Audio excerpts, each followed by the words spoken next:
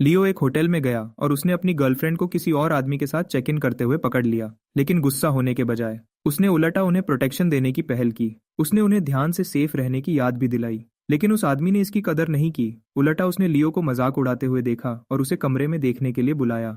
तो एक गुस्से वाले चेहरे के साथ लियो सीधा कमरे में चला गया। कमरे में लेकिन जैसे ही वह अंदर गया उसने देखा कि अंदर दो और आदमी थे, क्रिस और रायन। तुम लोग भी यहाँ हो? लियो, हमने भी नहीं सोचा था कि क्लोई ऐसी औरत होगी। तो हमारे साथ आना चाहते हो? यह सुनकर लियो बिल्कुल भी गुस्सा नहीं हुआ। उल्टा वह मुस्कुराया। नहीं शुक्रिया, मैं नहीं करूंगा। मुझे इसमें दिलचस्पी नहीं है। असल में वह तो चाहता था कि क्लोई जल्दी से उन लड़कों के साथ हमेशा के लिए बंध जाए। और उसके ऐसे रिएक्ट करने की वजह यह थी कि जैसे ही वह होटल में घुसा था उसे अचानक एक खास ताकत मिल गई थी जिससे वह लोगों से चिपके बीमारी वाले मॉन्स्टर्स को देख सकता था। और क्रिस पर एक बहुत बड़ा साइफिलिस मॉन्स्टर चिपका हुआ था जिसका लेवल 20 तक पहुंच गया था। उसी पल क्लोई ने दिखावा करना छोड़ दिया और तुरंत लियो को गालियां देने लगी। लियो, जो कुछ $1000 तुम हर महीने खाना डिलीवर करके कमाते हो वह तो मेरे एक सेट मेकअप के लिए भी काफी नहीं है। सच कहूं तो मैं इस कमरे में पहले ही कम से कम 10 बार आ चुकी हूँ। यह कहने के बाद क्लोई ने सोचा कि लियो वहीं पर अपना आपा खो देगा। लेकिन लियो न सिर्फ शांत रहा, उसने अंदर ही अंदर सोचा, तू गंदी औरत, तुझे पता भी नहीं कि तेरे साथ क्या होने वाला है। क्लोई, मजे करो। समिट होटल से निकलने के बाद लियो ने सड़क किनारे एक राहगीर को देखा जो लगातार खांस रहा था। उस आदमी के सर के ऊपर साफ तौर पर एक लेवल 1 का सर्दी का मॉन्स्टर था। तभी अचानक एक सिस्टम स्क्रीन सामने आई और उसने लियो से पूछा कि क्या वह लड़ाई में शामिल होना चाहता है। जानने की इच्छा से उसने बिना सोचे हाँ चुन लिया। अगली ही सेकंड में लियो तुरंत एक दूसरी दुनिया में खिंच गया जहां उसके सामने एक सफेद पोलर बेयर खड़ा था जिसके सर के ऊपर एक हेल्थ बार चमक रहा था। उसके तुरंत बाद लियो को पता चला कि उसके अपने सर के ऊपर भी एक हेल्थ बार तैर रहा था। इससे पहले कि वह समझ पाता कि क्या हो रहा है, बेयर उस पर सीधा झपटा था। लियो ने खुद ब खुद बचने की कोशिश की, लेकिन उसने जल्दी ही महसूस किया कि वह बिल्कुल भी हिल नहीं सकता था और उसके सर के ऊपर तुरंत एक चमकता हुआ लाल दस्त दिखा। उसके तुरंत बाद दूसरी तरफ का सर्दी का मॉन्स्टर भी अचानक अपनी जगह पर रुक गया। तभी लियो को एहसास हुआ कि वह अब फिर से हिल सकता था। तो उसने खुद ब खुद उसके सर पर एक घुस्सा मारा जिससे उसके हेल्थ बार से तुरंत 12 पॉइंट्स कम हो गए। उसी पल लियो को आखिरकार समझ आ गया कि क्या हो रहा था। यह एक क्लासिक टर्न बेस्ड लड़ाई थी। वहां से लियो और सर्दी का मॉन्स्टर एक दूसरे पर बार बार हमला करते रहे। जब तक लियो की हेल्थ सिर्फ 10 पॉइंट्स कम हुई थी तब तक सर्दी के मॉन्स्टर का हेल्थ बार पूरा खाली हो गया था और वह धड़ाम से जमीन पर गिर गया। लड़ाई खत्म होने के बाद लियो को 10 एक्सपीरियंस पॉइंट्स मिले और उसका लेवल बढ़कर लेवल 2 हो गया। उसके तुरंत बाद सिस्टम ने लियो को आइटम स्टोरेज और इक्विपमेंट स्टोरेज अनलॉक करने पर बधाई दी। उसी समय उसने उसे यह भी बताया कि उसने एक लेवल 1 के वायरल सर्दी के मॉन्स्टर को हरा दिया था और उसने सफलतापूर्वक स्ट्रॉन्ग स्किल हासिल कर ली थी। जैसे ही सीन बदला, लियो वापस उसी सड़क किनारे पर पहुंच गया और वह राहगीर जो इतना खांस रहा था जैसे उसके फेफड़े बाहर आ जाएंगे, अचानक ठीक हो गया। यह देखकर लियो तुरंत समझ गया कि जब तक वह उस बीमारी वाले मॉन्स्टर को हराता है तो वह न सिर्फ उस आदमी की बीमारी ठीक कर सकता है बल्कि अपने लिए इनाम भी कमा सकता है। अगर वह बस एक प्राइवेट क्लिनिक खोल ले और लोगों का ऐसे इलाज करना शुरू कर दे तो क्या वह रातों रात अमीर नहीं बन जाएगा?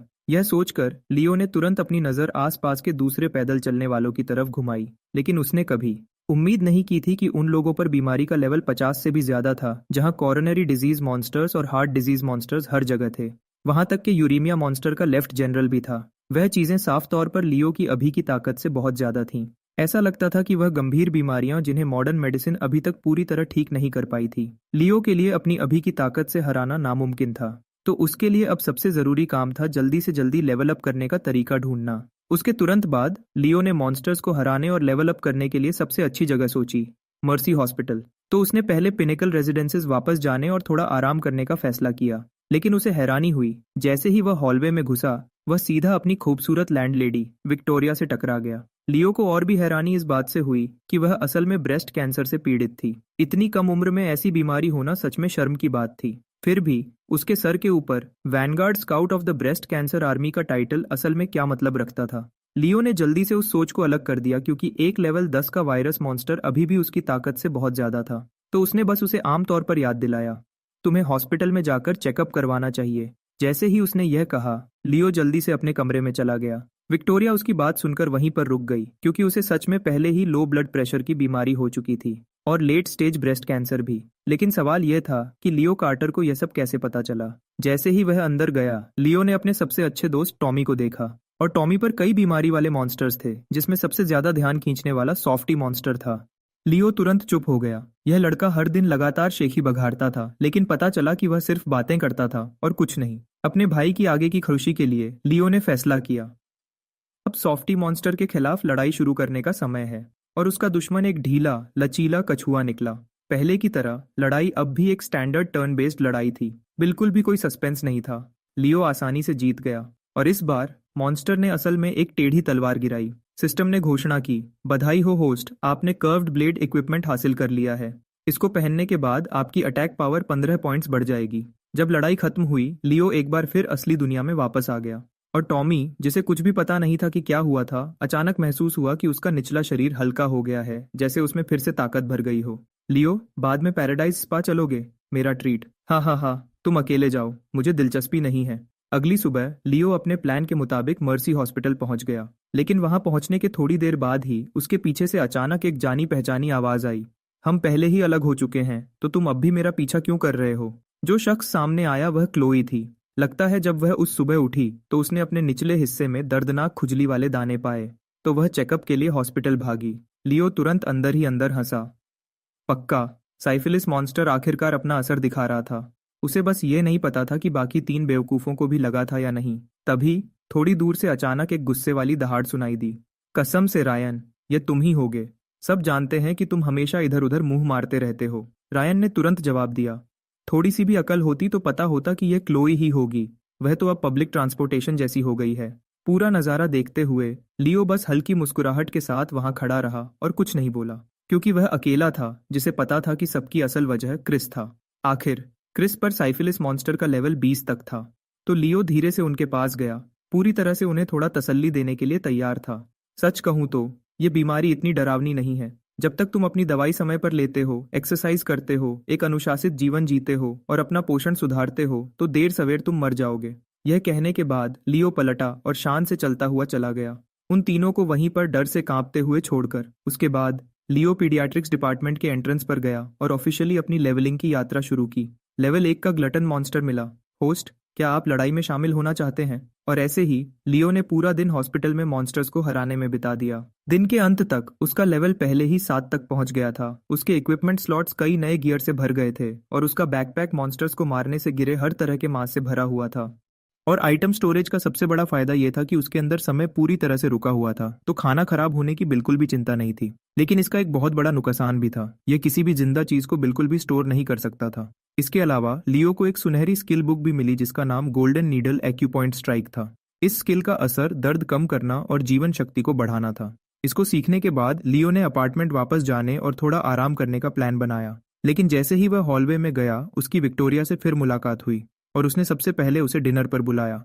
तो लियो टॉमी को अपने साथ ले गया और विक्टोरिया के साथ एक बड़े बारबेक्यू रेस्टोरेंट में गया जो शहर के बीच में था। लेकिन जैसे ही वे लोग वहां पहुंचे, विक्टोरिया की बीमारी अचानक बढ़ गई। वह दर्द से जमीन पर गिर गई और धीरे से कराहने लगी। बहुत दर्द हो रहा है। उसे लगा कि शायद उसकी जिंदगी का अंत अब यहीं है। ये देखकर लियो को तुरंत गोल्डन नीडल एक्यूपॉइंट स्ट्राइक याद आया जो उसने उसी दिन पहले सीखा था। उसने तुरंत अपनी चांदी की सुई निकाली और विक्टोरिया के 3 एक्यू पॉइंट्स में लगा दी। अगले ही पल विक्टोरिया का पीला चेहरा ठीक होने लगा। लियो ने उससे कहा, मैंने अभी सिर्फ दर्द कम किया है। जब तुम्हें टाइम मिले तो हॉस्पिटल जाकर ठीक से चेकअप करवा लेना। ठीक है, शुक्रिया। डिनर के बाद विक्टोरिया ने लियो को अकेले अपने पेंट हाउस में बुलाया। अगर तुम मेरे साथ इन आखिरी कुछ महीनों तक रहोगे तो मैं यह पूरा अपार्टमेंट बिल्डिंग तुम्हें दे सकती हूँ। लियो एक पल के लिए रुक गया। तो तुम्हें अपनी हालत के बारे में पहले से पता था? विक्टोरिया ने धीरे से जवाब दिया, हाँ, मैं कभी किसी से सच में प्यार नहीं कर पाई। तो अपनी जिंदगी खत्म होने से पहले मैं एक ऐसा रिश्ता चाहती हूँ जो सिंपल और सच्चा हो। लियो ने पूछा, तो तुमने मुझे क्यों चुना? उसकी तरफ देखते हुए विक्टोरिया ने कहा, क्योंकि तुम शांत हो, भरोसेमंद हो और हैंडसम भी हो, और तुम्हारा एक्यूपंक्चर मेरा दर्द कम कर सकता है। इसका मतलब है कि मुझे तुम्हारे साथ रहने के लिए थोड़ा और टाइम मिलेगा। लियो का दिमाग वहीं पर घूम गया। कसम से, एक फ्री अपार्टमेंट और ऊपर से एक गर्लफ्रेंड भी, ये तो सोचने वाली बात भी नहीं है। तो बिना किसी झिझक के उसने तुरंत हाँ कर दी। उसी टाइम लियो ने चुपके से सोच लिया कि चाहे कुछ भी हो, वह विक्टोरिया की बीमारी ठीक करेगा। अगली सुबह जल्दी लियो मर्सी हॉस्पिटल वापस गया अपना लेवल बढ़ाने के लिए, और वहां पूरा एक दिन और मॉन्स्टर्स को हराकर उसका लेवल आखिरकार 10 हो गया।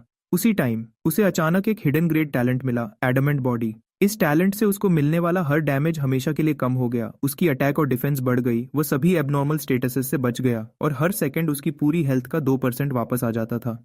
लियो पूरी तरह हैरान रह गया। कसम से ये टैलेंट तो कमाल का है। इसके साथ उसके पास अपने लेवल से ऊपर के दुश्मनों को चैलेंज करने की ताकत आ गई थी। जैसे ही यह ख्याल उसके दिमाग में आया, लियो खुद को रोक नहीं पाया और सीधा अपार्टमेंट बिल्डिंग की तरफ भागा, क्योंकि इस बार वह विक्टोरिया पर मौजूद वायरस मॉन्स्टर को चैलेंज करने जा रहा था। विक्टोरिया लियो को देखकर बहुत खुश हुई। उसकी तरफ धीमी मुस्कान के साथ देखते हुए उसने कहा, बेबी, कल जो तुमने 2 सुई लगाई थी उससे मैं आज पूरा दिन ठीक महसूस कर रही हूँ। लियो मुस्कुराया और जवाब दिया, फिक्र मत करो, अब जो होगा वह और भी अच्छा लगेगा। जैसे ही उसने यह कहा, वह तुरंत लड़ाई में उतर गया। Breast cancer army. पहला वैनगार्ड सोल्जर जो दिखा वह एक भयानक धारी वाला टाइगर था जिसकी पूरी 2000 एचपी थी। लियो ने अपनी तलवार पकड़ी और सीधा टाइगर पर वार किया। तुरंत 250 हेल्थ कम हो गई। यह टैलेंट सच में बहुत ताकतवर था। उसके तुरंत बाद टाइगर ने लियो पर एक भयंकर पलटवार किया, लेकिन उसके टैलेंट की वजह से लियो की सिर्फ 20 हेल्थ कम हुई और इस तरह दोनों तरफ से हजारों बार लड़ाई हुई। तब जाकर लियो ने आखिरकार वैनगार्ड सोल्जर को मार दिया। उसी टाइम उसे एक इक्विपमेंट भी मिला, white tiger armour. White tiger armour में एक पैसिव स्किल थी। हर बार जब लियो का लेवल बढ़ता तो उसके सभी एट्रीब्यूट्स 10 पॉइंट से हमेशा के लिए बढ़ जाते। अभी का लेवल 1। लेकिन लियो ज्यादा देर खुश नहीं हो पाया। तभी विक्टोरिया के पास अचानक एक लेवल 20 का बीमारी मॉन्स्टर आ गया। सिस्टम का message, level 20 breast cancer army centurion. Host के इसको मारने के बाद विक्टोरिया की जिंदगी 2 साल बढ़ सकती है। तब जाकर लियो को पूरी तरह समझ आया कि कैंसर को ठीक करना इतना आसान नहीं होगा। शायद बाद में उसके लिए और भी ताकतवर मॉन्स्टर्स की लंबी लाइन होगी, लेकिन कम से कम अब उसे सच्ची उम्मीद दिख गई थी। उस पल विक्टोरिया को खुद ही किसी वजह से बहुत हल्का महसूस हुआ, जबकि लियो चुपचाप सोच रहा था, यह क्या है? क्या यह सच में प्यार की ताकत है? उसके तुरंत बाद विक्टोरिया ने लियो का हाथ पकड़ा और धीरे से उसे बेडरूम की तरफ ले गई। लेकिन एक भयानक लड़ाई के बाद जब लियो ने विक्टोरिया को फिर से देखा, वह वहीं पर रुक गया, क्योंकि उसने उस पर एक और मॉन्स्टर देखा था, एक लेवल 100 का इनफर्टिलिटी मॉन्स्टर। लियो का दिल बैठ गया। विक्टोरिया ने अपनी पिछली जिंदगी में ऐसा क्या किया था कि उसे इस जिंदगी में इतना सब सहना पड़ रहा है? अगले दिन सुबह होने से पहले लियो मर्सी हॉस्पिटल वापस गया मॉन्स्टर्स को हराकर लेवल बढ़ाने के लिए, लेकिन उसने देखा कि वहां अचानक बहुत ज्यादा सिक्योरिटी गार्ड्स थे। हॉस्पिटल की इनकम अचानक 5वां हिस्सा कम हो गई थी और बहुत से मरीज रजिस्टर करने के तुरंत बाद ही ठीक हो रहे थे। डीन को शक हुआ कि कोई हॉस्पिटल के अंदर गैर कानूनी तरीके से इलाज कर रहा है और उसने तुरंत ऑर्डर दिया, आज सब लोग ध्यान से देखो, मैं चाहता हूँ कि सब लोग करीब से नजर रखें। उसी टाइम एक मेडिकल कार्ट लियो के सामने तेजी से लाया गया। किसी ने घबराकर चिल्लाया, बहुत खून बह रहा है, अगर अभी नहीं रोका तो हम उसे खो देंगे, जल्दी से डॉक्टर स्मिथ को सर्जरी के लिए बुलाओ। जैसे ही लियो ने यह देखा, उसने एक सेकंड भी नहीं सोचा। वह तुरंत आगे बढ़ा और सबसे पहले खून रोकने के लिए गोल्डन नीडल एक्यूपॉइंट स्ट्राइक का यूज किया। जैसे ही चांदी की सुई अंदर गई, मरीज पर मौजूद ब्लीडिंग मॉन्स्टर का लेवल 20 से कम होकर 15 हो गया। उसके तुरंत बाद लियो ने तुरंत लड़ाई शुरू कर दी। अपने एडमेंट बॉडी टैलेंट की वजह से कोई शक नहीं था, लियो ने उसे आसानी से हरा दिया। बधाई हो होस्ट, लड़ाई जीत गए, इनाम मिला, सेंटेनियल मसाज। तब तक जो डॉक्टर्स दौड़कर आ रहे थे वे हैरान रह गए थे, क्योंकि मरीज का खून सच में पूरी तरह रुक गया था। लियो ने सर्जरी के दौरान उन्हें तुरंत चेताया, इस सुई को मत निकालना, इसमें खून रोकने और दर्द कम करने दोनों के असर हैं। डॉक्टर को यह सुनकर बहुत शक हुआ, लेकिन सर्जरी पहले थी, इसलिए उसने बहस करने में टाइम बर्बाद नहीं किया। तभी मरीज का परिवार जल्दी से आया और खुद लियो का शुक्रिया किया, क्योंकि उन सब ने अपनी आंखों से देखा था कि खून तभी रुका जब लियो ने वह सुई लगाई। जब लियो ने और करीब से देखा तो उसे पता चला कि वहां खड़ा आदमी उसका पुराना हाई स्कूल का क्लासमेट जेसन था, और जो मरीज था वह जेसन का पिता पुलिस चीफ था। पता चला कि एक क्रिमिनल को पकड़ने के ऑपरेशन के दौरान उस आदमी को कई बार चाकू मारा गया था, और शुक्र है कि लियो सही टाइम पर आ गया था। जेसन ने लियो से कहा कि सर्जरी खत्म होने के बाद उन दोनों को कभी ठीक से मिलना होगा। लियो ने हल्का सा सर हिलाया और बिना सोचे हाँ कर दी। उसके बाद वह आराम से हॉस्पिटल के आसपास मॉन्स्टर्स को हराकर लेवल बढ़ाने लगा। शाम हो चुकी थी और लियो घर जाने वाला था। तभी उसकी जेब में फोन बजा। फोन जेसन का था। जब जिंदगी दांव पर लगी थी, जेसन ने सबसे पहले लियो को याद किया। जैसे ही उसने यह सुना, लियो ने टाइम बर्बाद नहीं किया और सीधा हॉस्पिटल के रूम की तरफ भागा। एक नजर में ही उसे प्रॉब्लम समझ आ गई। लेवल 20 का एलीट मॉन्स्टर, ब्लड और की डिप्लीशन मॉन्स्टर। लियो तुरंत समझ गया कि आदमी के न जागने की असल वजह खून और की बहुत ज्यादा कमी थी। पहले तो लियो को लेवल 20 के एलीट मॉन्स्टर को हराने का ज्यादा भरोसा नहीं था, लेकिन उसी सुबह जो हुआ था उसके बाद लियो को बहुत कॉन्फिडेंस मिला था। उसे पहले से पता था कि वह गोल्डन नीडल एक्यूपॉइंट स्ट्राइक का यूज करके मॉन्स्टर का लेवल कम कर सकता है, इसलिए उसने वहीं पर कोशिश करने का फैसला किया। लेकिन एक डॉक्टर ने उसे तुरंत बीच में ही रोक दिया।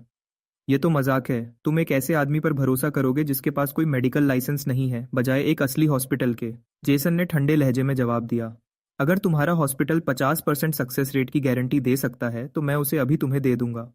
यह सुनकर डॉक्टर का चेहरा तुरंत उतर गया, फिर भी वह जवाब में एक भी शब्द नहीं कह पाया। जब सब चुप हो गए, जेसन ने लियो की तरफ देखा और गंभीरता से कहा, अब से सब तुम्हारे ऊपर है लियो। लियो ने हल्का सा सर हिलाया और तुरंत काम पर लग गया। उसने सबसे पहले मरीज पर गोल्डन नीडल एक्यूपॉइंट स्ट्राइक का यूज किया। सुरक्षा के लिए लियो ने उसके बाद सेंटेनियल मसाज भी किया, और सच में मरीज पर मौजूद डिजीज मॉन्स्टर का लेवल तुरंत 20 से कम होकर 15 हो गया। सही टाइम देखकर लियो तुरंत लड़ाई में उतर गया। उसके इक्विपमेंट और टैलेंट्स दोनों उसे एक साथ ताकत दे रहे थे। वह बड़ा गोरिल्ला जिसकी पूरी 2500 एचपी थी, लियो ने उसे सिर्फ 9 वार में मार दिया। लड़ाई खत्म होने के बाद उसने 5-20 साल पुरानी हिशोवु रूट्स भी ड्रॉप की और एक पुराना ब्लड और काई सूप का फॉर्मूला। जैसे ही लड़ाई खत्म हुई, मरीज धीरे धीरे होश में आने लगा, हालांकि उसका शरीर अभी भी बहुत कमजोर था। यह देखकर लियो ने तुरंत फॉर्मूला निकाला और किसी को जल्दी से प्रिस्क्रिप्शन के हिसाब से दवा बनाने को कहा। मरीज के ब्लड और काई सूप पीने के बाद उसका चेहरा तुरंत गुलाबी हो गया। यह देखकर जेसन जल्दी से आगे बढ़ा और सच्चे दिल से लियो का फिर शुक्रिया किया। उसी टाइम जो डॉक्टर इलाज कर रहा था, उसने चुपके से लियो का प्रिस्क्रिप्शन एक तरफ कॉपी कर लिया। उसे पहले ही उसमें छिपी बहुत बड़ी इकोनॉमिक वैल्यू समझ आ गई थी, लेकिन उसे यह नहीं पता था कि चाहे उसे फॉर्मूला मिल भी जाए, वह असली ब्लड और केई सूप कभी नहीं बना पाएगा, क्योंकि उसके एक इंग्रेडिएंट को सिर्फ मॉन्स्टर ड्रॉप्स से ही पाया जा सकता था। इस तरफ सब कुछ ठीक करने के बाद लियो ने टाइम बर्बाद नहीं किया और फिर से लेवल बढ़ाने में लग गया, क्योंकि वह सबसे बेहतर जानता था कि विक्टोरिया के पास सच में ज्यादा टाइम नहीं बचा था। जैसे जैसे उसका लेवल बढ़ता गया, लियो ने जल्दी ही पता लगा लिया कि हर नए लेवल के लिए जरूरी एक्सपीरियंस बहुत तेजी से बढ़ रहा था। इस वजह से उसकी लेवल बढ़ाने की स्पीड धीमी होती गई। कई दिन तक हॉस्पिटल में मॉन्स्टर्स को हराने के बाद भी वह मुश्किल से लेवल 15 तक ही पहुंच पाया था। फिर भी उन लगातार लड़ाई वाले दिनों में लियो को धीरे धीरे एक बात समझ आ गई। इलीट मॉन्स्टर्स के स्टैट्स आमतौर पर उसी लेवल के नॉर्मल मॉन्स्टर्स से 2 गुना ज्यादा होते थे, जबकि बॉस मॉन्स्टर्स की ताकत अभी भी उसके लिए पूरी तरह अनजान थी। इस दिन भी हमेशा की तरह लियो मर्सी हॉस्पिटल आया मॉन्स्टर्स को हराने और लेवल बढ़ाने के लिए। लेकिन इस बार एक खास बीमारी वाला मॉन्स्टर अचानक उसकी नजर में आया। माइग्रेन मॉन्स्टर, बॉस क्लास बीमारी वाला मॉन्स्टर। लड़ाई कर सकते हैं। लियो का दिल खुश हो गया।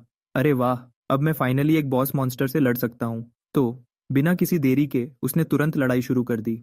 लेकिन उसी पल उसकी आंखों के सामने एक मैसेज आया। एक बॉस क्लास बीमारी वाले मॉन्स्टर से लड़ने के लिए पहले गोल्डन नीडल ब्लड पियर्सिंग का इस्तेमाल करना होगा। लियो एक पल के लिए रुक गया। यह क्या है? बॉस से लड़ने के लिए भी अब कोई शर्त होती है क्या?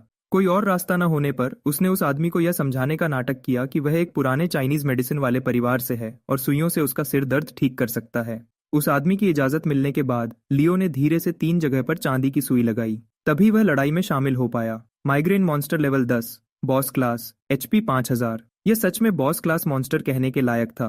एक ही लेवल के आम मॉन्स्टर की ज्यादा से ज्यादा 1000 एचपी होती है, लेकिन इसकी शुरुआत में ही 5 गुना ज्यादा थी। दुश्मन ने पहले हमला किया और एक जोर की आवाज के साथ एक चमकता लाल 50 तुरंत लियो के सिर के ऊपर दिखा। लियो का दिल बैठ गया। यह सच में बहुत खतरनाक था। एडमेंट बॉडी उसकी रक्षा कर रहा था, फिर भी उसकी पूरी 50 एचपी कम हो गई। अगर कोई आम मॉन्स्टर होता तो वह उसे ज्यादा से ज्यादा एक अंक का नुकसान पहुंचाता। फिर फाइनली लियो की बारी आई जवाब देने की। एक और जोर की आवाज आई और इस बार उसके हमले ने पूरा 200 डैमेज किया। लियो जल्दी ही समझ गया। यह मॉन्स्टर ताकतवर था, लेकिन यह ज्यादा मैजिक टाइप का दुश्मन था, न कि मजबूत लड़ने वाला। इसका मतलब था कि इसकी रक्षा बहुत कमजोर थी। और इस तरह 20 से ज्यादा बार आगे पीछे लड़ने के बाद लियो ने फाइनली लड़ाई जीत ली। इसके अलावा लड़ाई में एक बेस रिंग भी मिला, बेस रिंग। इसे पहनने के बाद आपकी स्किल्स को ठीक करने का असर मिलता है। हर सेकंड 10 ब्लड और शी वापस मिलते हैं। इसके अलावा इस लड़ाई के बाद लियो की गोल्डन नीडल एक्यूपॉइंट स्ट्राइक भी लेवल अप हो गई। अपग्रेड के बाद एक नया असर खुला, 1 दिन का लाइफ सपोर्ट। यह किसी मरीज की आखिरी सांस को जबरदस्ती बचा सकता था और उन्हें पूरे 1 दिन तक जिंदा रख सकता था, लेकिन एक ही आदमी पर इसका इस्तेमाल सिर्फ एक बार हो सकता था। अगली कुछ दिनों तक लियो बिना रुके मॉन्स्टर्स को हराता रहा, लेकिन फिर भी उसे लगा कि उसकी लेवल बढ़ाने की स्पीड बहुत धीमी थी। आधा महीना लगातार मेहनत करने के बाद वह मुश्किल से लेवल 18 तक ही पहुंच पाया था। और दिक्कत यह थी कि अगले उसका इंतजार करने वाला दुश्मन लेवल 20 का बॉस मॉन्स्टर था। उसे कम से कम लेवल 25 तक पहुंचना होगा, तभी वह उससे लड़ने की हिम्मत कर पाएगा। और इस स्पीड से कौन जानता था इसमें कितना टाइम लगेगा। जब लियो परेशान हो रहा था, तभी एक खास मॉन्स्टर उसकी नजर में आया। Lucky monster level 50, special monster. लड़ाई शुरू करते ही इनाम मिलेंगे। जैसे ही उसने वह मैसेज देखा, लियो ने एक सेकंड भी नहीं सोचा और सीधा लड़ाई में कूद गया। दूसरी तरफ एक बहुत ही अजीब सा गुलाबी रंग का सुअर खड़ा था और उसके बगल में एक चमकता हुआ सोने का खजाना था। जैसे ही बारी शुरू हुई, लियो ने पहला हमला किया और एक ही वार में उसने सुअर को वहीं पर खत्म कर दिया। बधाई हो होस्ट, आपको gold grade equipment golden coiling dragon armour मिला है। बधाई हो होस्ट, आपको 50,000 एक्सपीरियंस पॉइंट्स मिले हैं। लेवल 20 हो गया है। लियो वहीं पर हैरान रह गया। बाप रे, ये लकी मॉन्स्टर सच में अपने नाम के लायक है। लेकिन उसके तुरंत बाद उसने जल्दी से गोल्डन कॉइलिंग ड्रैगन आर्मर के स्टैट्स देखे। Defence 1000, HP 2000, block 200। इसके साथ एडमेंट स्किल भी थी जो उसकी डिफेंस को 50% और बढ़ा देती थी। अपने सामने आर्मर को देखकर लियो का कॉन्फिडेंस तुरंत बढ़ गया। उसे लगा कि अब वह ब्रेस्ट कैंसर आर्मी सेंचुरियन से टक्कर ले सकता है। तो आधा सेकंड भी बर्बाद किए बिना वह सीधा पिनेकल रेजिडेंसेस वापस भागा। घर पहुंचने के बाद लियो ने पहले विक्टोरिया पर एक्यूपंक्चर का इस्तेमाल किया ताकि मॉन्स्टर की लड़ने की ताकत कम हो जाए, फिर ऑफिशियली लड़ाई में शामिल हो गया। इस बार उसका दुश्मन एक और भी खतरनाक सफेद बाघ था, ब्रेस्ट कैंसर आर्मी सेंट्यूरियन, एक लेवल 20 का बॉस मॉन्स्टर, पूरे 20,000 एचपी के साथ। और जैसे ही लड़ाई शुरू हुई, दुश्मन ने पहले हमला किया। उस बड़े पंजे ने लियो पर हमला किया और वहीं पर एक 110 डैमेज किया। लेकिन लियो के जबरदस्त ठीक होने वाले असर और उसके नए इक्विपमेंट की वजह से उसे असली में सिर्फ 45 डैमेज हुआ। जल्दी ही लियो की बारी आई जवाब देने की। एक जोर की आवाज के साथ उसके हमले ने बॉस की 2000 एचपी सीधे कम कर दी। 2 पूरे घंटे बाद लियो ने फाइनली जीत हासिल कर ली गोल्डन कॉइलिंग ड्रैगन आर्मर के हैवी ब्लॉक और रिकवरी इफेक्ट्स पर भरोसा करके। लेकिन वह ज्यादा देर खुश नहीं हो पाया। एक और बीमारी वाला मॉन्स्टर विक्टोरिया के बगल में दिखा, breast cancer army 1000 man commander, level 30 का बॉस मॉन्स्टर। लड़ाई जीतने पर विक्टोरिया की जिंदगी 3 साल बढ़ जाएगी। लियो का मुंह थोड़ा टेढ़ा हो गया। जाहिर है यह इतना आसान नहीं होगा, लेकिन कम से कम अब मैं थोड़ी देर सांस ले सकता हूँ। उसके बाद ज्यादातर टाइम लियो विक्टोरिया के पास ही रहा और उसके साथ वक्त बिताया। सिर्फ कभी कभी वह मॉन्स्टर्स को हराने और लेवल बढ़ाने के लिए बाहर जाता था। इस खास दिन लियो हमेशा की तरह फिर से हॉस्पिटल आया और एक ही नज़र में उसने भीड़ में छुपा एक खास मॉन्स्टर देखा, एक फॉर्चून मॉन्स्टर, एक खास बीमारी वाला मॉन्स्टर जिसे चैलेंज किया जा सकता था। लियो ने जरा भी देरी नहीं की और तुरंत लड़ाई शुरू कर दी। उसके सामने जो फॉर्चून मॉन्स्टर दिखा वह एक सुनहरा देवता वाला ड्रैगन निकला, बिल्कुल उस लकी मॉन्स्टर जैसा जो उसे पहले मिला था। लेकिन एक ही वार में लियो ने उसे वहीं पर तोड़ दिया। बधाई हो होस्ट, आपको अनमोल ड्रैगन पर्ल मिला है। ड्रैगन पर्ल का असर सभी मौजूदा गुणों को हमेशा के लिए 2 गुना कर देता है। एक और स्किल बीस्ट टेमिंग, जिन्हें टेम किया जाता है उनकी वफादारी 100% हो जाती है और सभी पेट के गुण 3 गुना बढ़ जाते हैं। तभी लियो को याद आया कि जब वह पहले मॉन्स्टर्स को हरा रहा था तो उसने सच में कभी कभी कुछ पालतू जानवरों के बगल में टमेबल पैनल्स देखे थे। बस उस वक्त उसे बिल्कुल नहीं पता था कि उनका क्या मतलब है। लेकिन अब यह साफ था कि उसे फाइनली पेट्स को टेम करने का मौका मिल गया था और उन्हें अपने साथ लड़ाने का। ज्यादा जरूरी बात यह थी कि बीस्ट टेमिंग के साथ हर पेट जिसे वह काबू करेगा उसकी वफादारी 100% होगी। लियो तुरंत हंस पड़ा। हा हा हा, इस बार तो मेरी किस्मत खुल गई। आज की लेवल बढ़ाने की मेहनत खत्म करने के बाद लियो घर जाने ही वाला था, लेकिन आधे रास्ते में ही लिली ने अचानक उसे फोन किया। लिली जेसन की छोटी बहन थी और हाई स्कूल में वह सभी की प्रॉम क्वीन मानी जाती थी। इसके अलावा लियो ने पहले उसके पिता को बचाया था, इसलिए अब भी लिली उसे अच्छे से याद करती थी। हेलो, क्या ये लियो है? हाँ, क्या हुआ लिली? लिली ने जल्दी से बात बताई। बात ये है, मैं यहाँ शहर में एक ब्यूटी सैलून चलाती हूँ और हाल ही में एक बहुत बड़ी इन्फ्लुएंसर जिसके 10 लाख से ज्यादा फॉलोअर्स हैं हमारे यहाँ ट्रीटमेंट के लिए आई थी और उसके पूरे चेहरे पे दाने निकल आए। अब वह बहुत ज्यादा पैसे मांग रही है नुकसान के बदले में, और अगर हमने पैसे नहीं दिए तो वह कहती है कि वह हमें इंटरनेट पर बदनाम कर देगी। लेकिन मुझे पूरा यकीन है कि मेरे प्रोडक्ट्स में बिल्कुल भी कोई खराबी नहीं है। मेरे भाई ने बताया कि आपकी दवाई की स्किल्स कमाल की हैं, तो मैं पूछना चाहती थी क्या आप मेरी मदद करने आ सकते हैं? यह सुनने के बाद लियो ने बिल्कुल भी देरी नहीं की और तुरंत मान गया। जब वह वहां पहुंचा उसने एक अजीब सा नजर में आने वाला बीमारी वाला मॉन्स्टर देखा उस फीमेल इन्फ्लुएंसर पर, लगभग पहली नजर में ही। Plastic surgery monster, special disease monster, level 5। लड़ाई नहीं कर सकते। साफ था कि इस औरत ने सालों से अपने चेहरे और शरीर पर बहुत पैसे खर्च किए थे और फिर भी ऑनलाइन वह खुद को एक पूरी तरह से नेचुरल ब्यूटी बताती थी। कोई कॉस्मेटिक काम नहीं, 100% ऐसे ही पैदा हुई। उसके बाद लियो ने खुद लिली के ब्यूटी प्रोडक्ट का थोड़ा सा अपनी स्किन पर लगाया, क्योंकि अगर प्रोडक्ट सच में नुकसान पहुंचाने वाला होता तो सिस्टम तुरंत डैमेज का मैसेज दिखा देता। लेकिन काफी देर इंतजार करने के बाद भी कोई मैसेज नहीं आया, जिसने साबित किया कि प्रोडक्ट बिल्कुल ठीक था। अगर ऐसा था तो प्रॉब्लम सिर्फ इन्फ्लुएंसर कोको के साथ ही हो सकती थी। लियो ने और करीब से देखा और सच में उसने पाया कि उसके पास कई और बीमारी वाले मॉन्स्टर्स भी थे। कॉन्स्टिपेशन मॉन्स्टर लेवल 10, बॉस, लड़ाई कर सकते हैं। हेमोरॉइड मॉन्स्टर लेवल 10, बॉस। लड़ाई कर सकते हैं। लियो तुरंत सच समझ गया। कोको के चेहरे पर इतने दाने निकलने की असली वजह यह थी कि वह दो बॉस लेवल बीमारी वाले मॉन्स्टर्स उसके शरीर में बहुत ज्यादा जहर जमा कर रहे थे। लेकिन फिर भी कोको अब भी सैलॉन को ऑनलाइन बदनाम करने की धमकी दे रही थी और बहुत ज्यादा पैसे मांग रही थी। लियो ने मन ही मन वहीं पर गाली दी। इस औरत में बिल्कुल भी शर्म नहीं थी। अगली ही सेकंड सबके सामने उसने सीधे सीधे बता दिया कि कोको की छाती में कुछ भरा हुआ था और उसकी नाक भी बनाई गई थी। जैसे ही कोको ने यह सुना वह वहीं पर जम गई। आखिर वह ज्यादा देर पहले नहीं बेवर्ली हिल्स गई थी इन सब काम के लिए, और उसके अपने मैनेजर को भी इसके बारे में कुछ नहीं पता था। यह समझकर कि लियो के पास असली स्किल्स हैं, कोको को तुरंत पीछे हटना पड़ा। ठीक है, मैं इस बात को आगे नहीं बढ़ाऊंगी, लेकिन आपको मेरे चेहरे के दाने ठीक करने होंगे। उसे देखकर लियो ने शांति से समझाया, तुम्हारे दानों की असली वजह तुम्हारी लंबे समय की कब्ज है, लेकिन वजह कुछ भी हो मैं इसे ठीक कर सकता हूँ। यह सुनकर कोको और भी हैरान हो गई और उसने मन ही मन सोचा, बाप रे, मेरे पर्सनल असिस्टेंट को भी इन छुपी हुई प्रॉब्लम्स के बारे में नहीं पता। इसे कैसे पता चला? फिर उसने दांत पीसकर कहा, ठीक है, अगर आप सच में इन प्रॉब्लम्स को पूरी तरह ठीक कर सकते हैं तो मैं इस बात को नहीं बढ़ाऊंगी, बल्कि लिली के सैलून का फ्री में प्रमोशन भी करूंगी। लिली की इस पूरी गड़बड़ को साफ करने में मदद करने के लिए लियो वहीं पर मान गया। उसके तुरंत बाद उसने एक चांदी की सुई निकाली और उसे सीधा कोको के चेहरे पर लगाया। उसी वक्त उसने चुपचाप उस मौके का फायदा उठाया और लड़ाई शुरू कर दी। अगली ही सेकंड में दिमागी दुनिया के अंदर शेर जैसा कब्ज वाला मॉन्स्टर गरजा और सीधा लियो पर झपट पड़ा। लेकिन उसके बाद सिर्फ एक जोर से थप्पड़ की आवाज आई और लियो जरा भी नहीं हिला।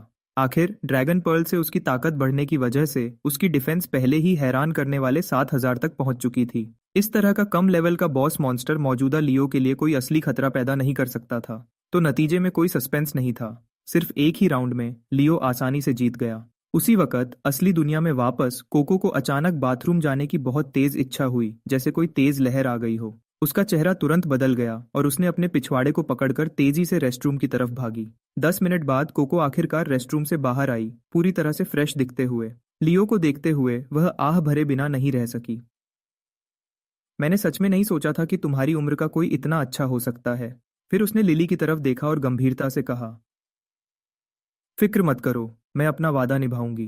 पूरे मामले को अच्छे से सुलझाने के बाद लियो आखिरकार घर वापस चला गया। लेकिन उसे यह नहीं पता था कि तब तक लिली के दिल में उसके लिए कुछ अलग एहसास पैदा होने लगे थे।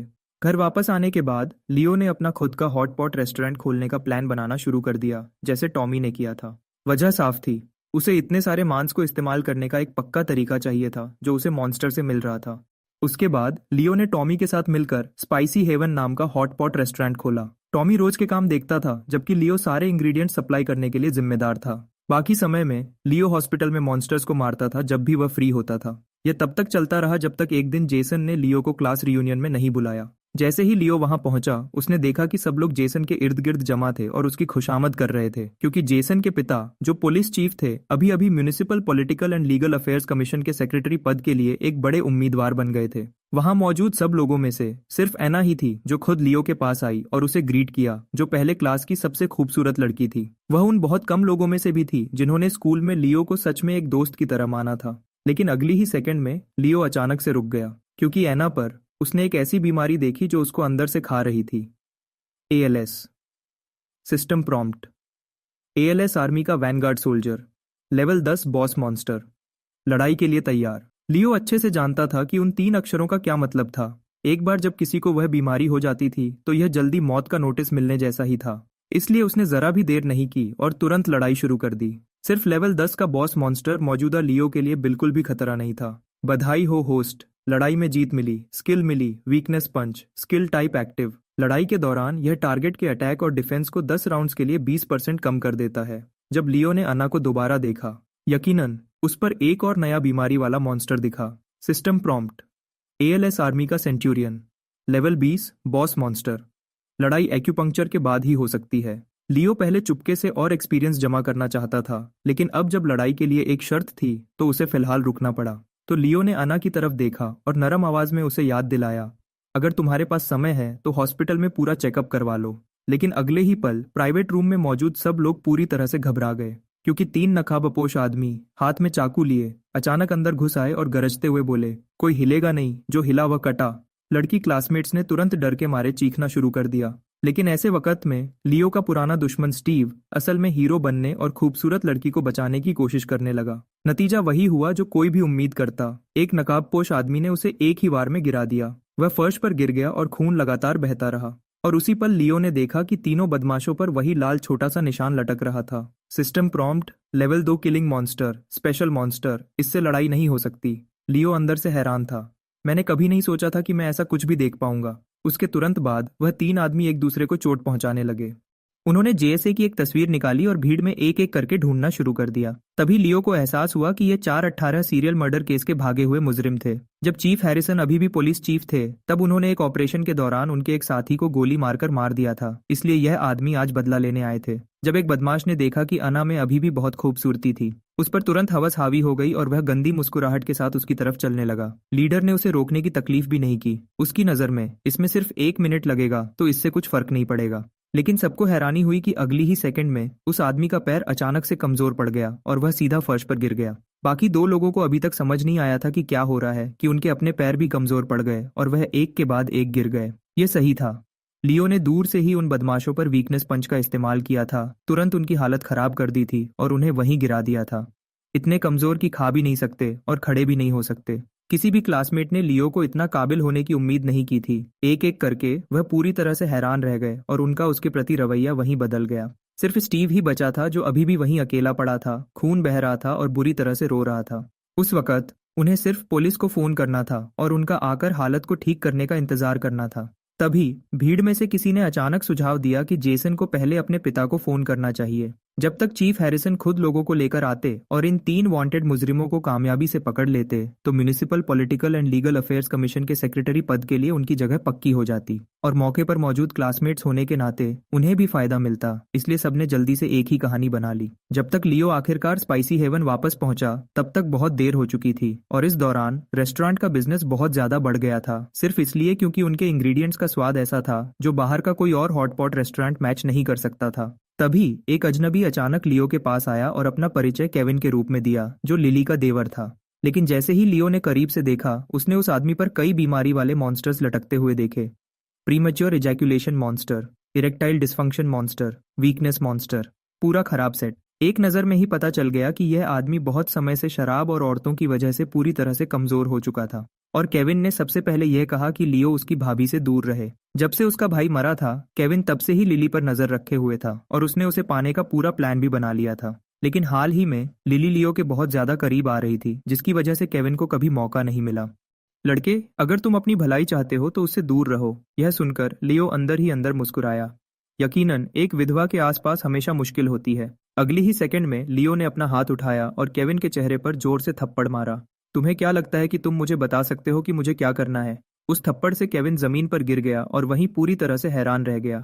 उसने कभी नहीं सोचा था कि आसपास के सबसे अमीर परिवार का एक यंग मास्टर एक हॉटपॉट रेस्टोरेंट के मालिक से सबके सामने थप्पड़ खाएगा। वह वापस उठकर लड़ना चाहता था, लेकिन उसका शरीर बहुत पहले ही ज्यादा ऐशो इशरत की वजह से खोखला हो चुका था। आखिर में वह सिर्फ पीछे हट पाया और एक धमकी दी, तुम बस इंतजार करो, मेरे पास तुम्हें बर्बाद करने के 100 तरीके हैं। अगली सुबह जल्दी लियो अभी बिस्तर से उठा ही था कि उसे टॉमी का एक जरूरी फोन आया। लियो, ये बुरा हुआ, कुछ लोगों ने हमारे रेस्टोरेंट से खाना खाया है और उन्हें फूड पॉइजनिंग के लक्षण दिख रहे हैं। जैसे ही उसे फोन आया, लियो बिना एक सेकंड गंवाए रेस्टोरेंट वापस भागा। जैसे ही वह अंदर गया, उसने कई लोगों को झुके हुए और लगातार उल्टी करते हुए देखा। उन पर लेवल 8 डायरिया मॉन्स्टर और लेवल 5 वॉमिटिंग मॉन्स्टर लटक रहे थे। लियो ने तुरंत मन ही मन में कोसा, तो वह असल में नाटक नहीं कर रहे थे। अगर उसे अपने मांस की क्वालिटी पर पूरा भरोसा नहीं होता तो वह भी इस पर यकीन कर लेता। तब तक रेस्टोरेंट को देखने वालों ने घेर लिया था और रिपोर्टर्स भी आ चुके थे। लियो को तुरंत एहसास हुआ कि यह पब्लिक रिलेशंस डिजास्टर को कितनी अच्छी तरह से संभाल सकता है, यह दिखाने का सही समय था। तो उसने भीड़ की तरफ देखा और ऐलान किया, अभी यहाँ कोई भी मेरे स्टोरेज रूम में जा सकता है, जो मांस का टुकड़ा चाहे ले सकता है और उसे टेस्ट के लिए भेज सकता है। अगर कोई भी दिक्कत हुई तो मैं उस आदमी को वहीं $10,000 दूंगा। जहां तक इन उल्टी और डायरिया वाले लोगों की बात है, हम उन्हें अभी सीधा हॉस्पिटल ले जाएंगे। अगर यह फूड पॉइजनिंग निकला तो मेरा रेस्टोरेंट उनके मेडिकल खर्च का 10 गुना भुगतान करेगा और तुरंत बंद हो जाएगा। भीड़ में छुपा हुआ केविन अपनी मुस्कुराहट रोके नहीं रोक पाया, क्योंकि उसकी नजर में ये लोग पूरी तरह से फूड पॉइजनिंग से पीड़ित थे। आखिर उसने खुद ही उन्हें पहले घर पर खराब खाना खिलाया था यह सब प्लान करने के लिए, इसलिए वह हॉस्पिटल चेकअप में खुशी खुशी साथ देने को तैयार था। लेकिन जब वह हॉस्पिटल पहुंचे तो कुछ अजीब हुआ। उनका पेट दर्द अचानक कम हो गया, जबकि उसकी जगह उनकी दोनों किडनियां बुरी तरह से दर्द करने लगीं। जब तक टेस्ट के नतीजे आए, केविन पूरी तरह से हैरान रह गया। डॉक्टर ने साफ साफ कहा कि उनके पेट में बिल्कुल भी कोई दिक्कत नहीं थी, बल्कि असली मसला यह था कि उन्होंने बहुत समय तक ज्यादा सेक्स किया था, जिसकी वजह से उनके शरीर बहुत कमजोर हो गए थे और वह पोषण को ठीक से संभाल नहीं पा रहे थे, जिसकी वजह से उल्टी और डायरिया हो रहा था। लियो ने केविन की तरफ देखा, अपने होंठों को हल्की मुस्कुराहट में मोड़ते हुए और खुले तौर पर उकसाते हुए कहा, तो तुमने सच में सोचा था कि तुम मेरे साथ खेल सकते हो? यह सही था। लियो ही पर्दे के पीछे से काम कर रहा था। रास्ते में उसने पहले ही इस सिस्टम का इस्तेमाल करके उन लोगों पर से डायरिया मॉन्स्टर और वॉमिटिंग मॉन्स्टर को तुरंत मार दिया था। फिर बस और ज्यादा असर के लिए उसने उन्हें आम तौर पर वीकनेस पंचेस का पूरा सेट मारा था। उसके बाद ही लियो ने शांति से कहा, वह बस शारीरिक रूप से कमजोर है। अब तुम इसका इल्जाम मेरे हॉटपॉट पर तो नहीं लगा सकते, है ना? केविन का चेहरा तुरंत पतीले के तले जैसा काला पड़ गया, लेकिन वह सिर्फ अपना गुस्सा पी सकता था। और बस ऐसे ही जो साजिश उसने इतनी मेहनत से बनाई थी, वह पूरी तरह से शुरू होने से पहले ही लियो ने उसे कुचल दिया। लेकिन लियो के आराम करने से पहले ही अगली ही सेकंड में वह उस आदमी से टकराया जिसे वह सबसे कम देखना चाहता था। क्लोई, उसकी एक्स गर्लफ्रेंड, असल में उसे ढूंढने के लिए यहाँ जानबूझकर आई थी। वह पहले ही जानती थी कि लियो ने हॉटपॉट रेस्टोरेंट खोला है और उसका बिजनेस पागलों की तरह चल रहा था, तो इस बार वह साफ तौर पर उसके साथ वापस आने आई थी। उसने तो बेशर्मी से यह भी कहा कि जिस दिन से उसने लियो से रिश्ता तोड़ा था, तब से वह पूरी तरह से बदल चुकी थी। फिर वह लियो के करीब झुकी और जानबूझकर नरम आवाज में कहा, लियो, क्या तुम पहले मुझे हमेशा छूना नहीं चाहते थे? आज रात मैं तुम्हें छूने दे सकती हूँ। यह सुनकर लियो को इतनी घिन आई कि वह वहीं उल्टी करने वाला था। जब उसने करीब से देखा, उसने देखा कि क्लोई का सिफिलिस मॉन्स्टर अभी भी वहां था और उसके ऊपर वह जेनिटल वार्ड्स मॉन्स्टर और कई और गंदी चीजें भी लिए हुए थी। और भी बुरा यह था कि अब उस पर एक हरा स्पेशल मॉन्स्टर भी था, एक killing monster, level 3 special monster. इससे लड़ाई नहीं हो सकती। बस इस बार यह लाल नहीं था, यह हरा था। लियो को यकीन नहीं हुआ कि क्लोई ने सच में लोगों को मारा है। तो यह हरा मॉन्स्टर क्या था? लेकिन एक पल सोचने के बाद उसे तुरंत समझ आ गया, अबॉर्शंस। और एक बार से ज्यादा। क्लोई से यही उम्मीद थी। सच में बहुत डरावनी। लियो उस पर और बात नहीं करना चाहता था, तो उसने वहीं सड़क पर जोर से कहा, सब पीछे हट जाओ, इस औरत को साइफिलिस है। जैसे ही आसपास के लोगों ने यह सुना, उनके चेहरे बदल गए और वह सब क्लोई से ऐसे दूर हट गए जैसे वह कोई बीमारी हो। क्लोई बहुत गुस्से में थी, उसका चेहरा बिगड़ गया, लेकिन आखिर में वह सिर्फ धीरे से गाली दे सकी और शर्मिंदा होकर चली गई। इसी बीच रिवर वैली जनरल हॉस्पिटल में सब स्पेशलिस्ट और हॉस्पिटल के डायरेक्टर परेशान दिख रहे थे। वजह साफ थी, वार्ड में जो मरीज था उसे खून की एक बहुत खतरनाक बीमारी थी, जिसका नाम हीमोफेगोसाइटिक सिंड्रोम था। यह बीमारी इतनी बुरी थी कि कोई चमत्कारी डॉक्टर भी उसे बचाने में मुश्किल महसूस करता। और भी बुरा यह था कि हॉस्पिटल के बेड पर लेटा वह आदमी कोई आम मरीज नहीं था। वह क्रिस सिंक्लेयर था, जो सिंक्लेयर ग्रुप का मालिक था। उस वक्त क्रिस गहरी बेहोशी में था और उसका बुखार कम नहीं हो रहा था। मिस सिंक्लेयर, हमने सब कुछ कर लिया है जो हम कर सकते थे। पास में क्रिस की छोटी बहन जोई सिंक्लेयर खड़ी थी, जो विक्टोरिया की भी अच्छी दोस्त थी। जैसे ही विक्टोरिया ने सुना कि उसकी दोस्त का भाई बहुत बीमार हो गया है, उसने तुरंत लियो के एक्यूपंक्चर के बारे में सोचा और उसे बुलाया कि वह आकर देखे कि क्या कुछ हो सकता है। जैसे ही लियो हॉस्पिटल पहुंचा, उसने तुरंत क्रिस पर बीमारी का मॉन्स्टर देखा। System prompt, haemophagocytic syndrome monster, level 40 elite monster. लड़ाई कर सकते हो, जीतने के बाद 3 साल की उम्र बढ़ जाएगी। यह देखकर लियो ने भी थोड़ी राहत की सांस ली। भगवान का शुक्र है कि यह बॉस मॉन्स्टर नहीं है, वरना शायद मैं भी उसे नहीं बचा पाता। फिर भी लियो अभी सिर्फ लेवल 25 पर था और लेवल 40 के एलीट मॉन्स्टर से लड़ना उसके लिए अभी भी मुश्किल था। उसे ज्यादा भरोसा नहीं था, लेकिन मरीज मौत के करीब था और किसी भी पल उसकी जान जा सकती थी, इसलिए लियो ने जल्दी से एक टेम्पररी हल निकाला। अगले ही पल उसने बिना सोचे एक चांदी की सुई क्रिस के अंदर डाल दी, क्योंकि अब तक level 3 golden needle acupoint strike में 1 दिन का लाइफ सपोर्ट इफेक्ट आ गया था। यह मरीज की आखिरी सांस को जबरदस्ती बचाए रख सकता था और उसे पूरे 1 दिन तक जिंदा रख सकता था। उसके ठीक बाद क्रिस, जो बेहोश पड़ा था, धीरे धीरे अपनी आंखें खोलने लगा।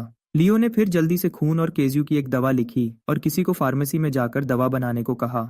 जैसे ही क्रिस ने उसे पिया, उसकी हालत थोड़ी और ठीक हो गई। हालांकि यह हालत ज्यादा से ज्यादा 5 दिन तक ही रह सकती थी, लेकिन लियो के लिए 5 दिन का समय कई और लेवल्स बढ़ाने के लिए काफी था। तो लियो तुरंत जोई की तरफ मुड़ा और बोला, मैं इसे ठीक कर सकता हूँ, लेकिन मुझे पहले वापस जाकर कुछ तैयारी करनी होगी। अगर उसने पहले ऐसा कुछ कहा होता तो जोई उसे धोखेबाज समझती, लेकिन अब उसने अपने भाई को देखा था, जो मौत के करीब था, लियो के कुछ सुइयों के इस्तेमाल के बाद अपनी आंखों से जागते हुए। इसलिए उसे लियो की मेडिकल स्किल पर पूरा भरोसा हो गया था। वापस जाते हुए लियो ने अपने फोन पर सिंक्लेयर ग्रुप के बारे में एक खबर देखी। लोगों को पहले ही पता चल गया था कि क्रिस बहुत बीमार है और मौत के करीब है।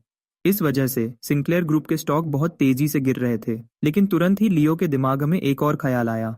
अगर 5 दिन बाद अचानक खबर फैल जाए कि क्रिस पूरी तरह ठीक हो गया है तो सिंक्लेयर के स्टॉक की कीमत एकदम से बहुत ऊपर चली जाएगी। जैसे ही यह ख्याल उसके दिमाग में आया, लियो ने तुरंत टॉमी को फोन किया और उसे कहा कि रेस्टोरेंट में जितना भी कैश है वह सब इकट्ठा करें ताकि वह सिंक्लेयर ग्रुप के स्टॉक में लगा सकें। हिसाब किताब चेक करने के बाद टॉमी ने मजबूरी से कहा, अभी हमारे पास सिर्फ 2 लाख कैश है, ये थोड़ा कम लग रहा है।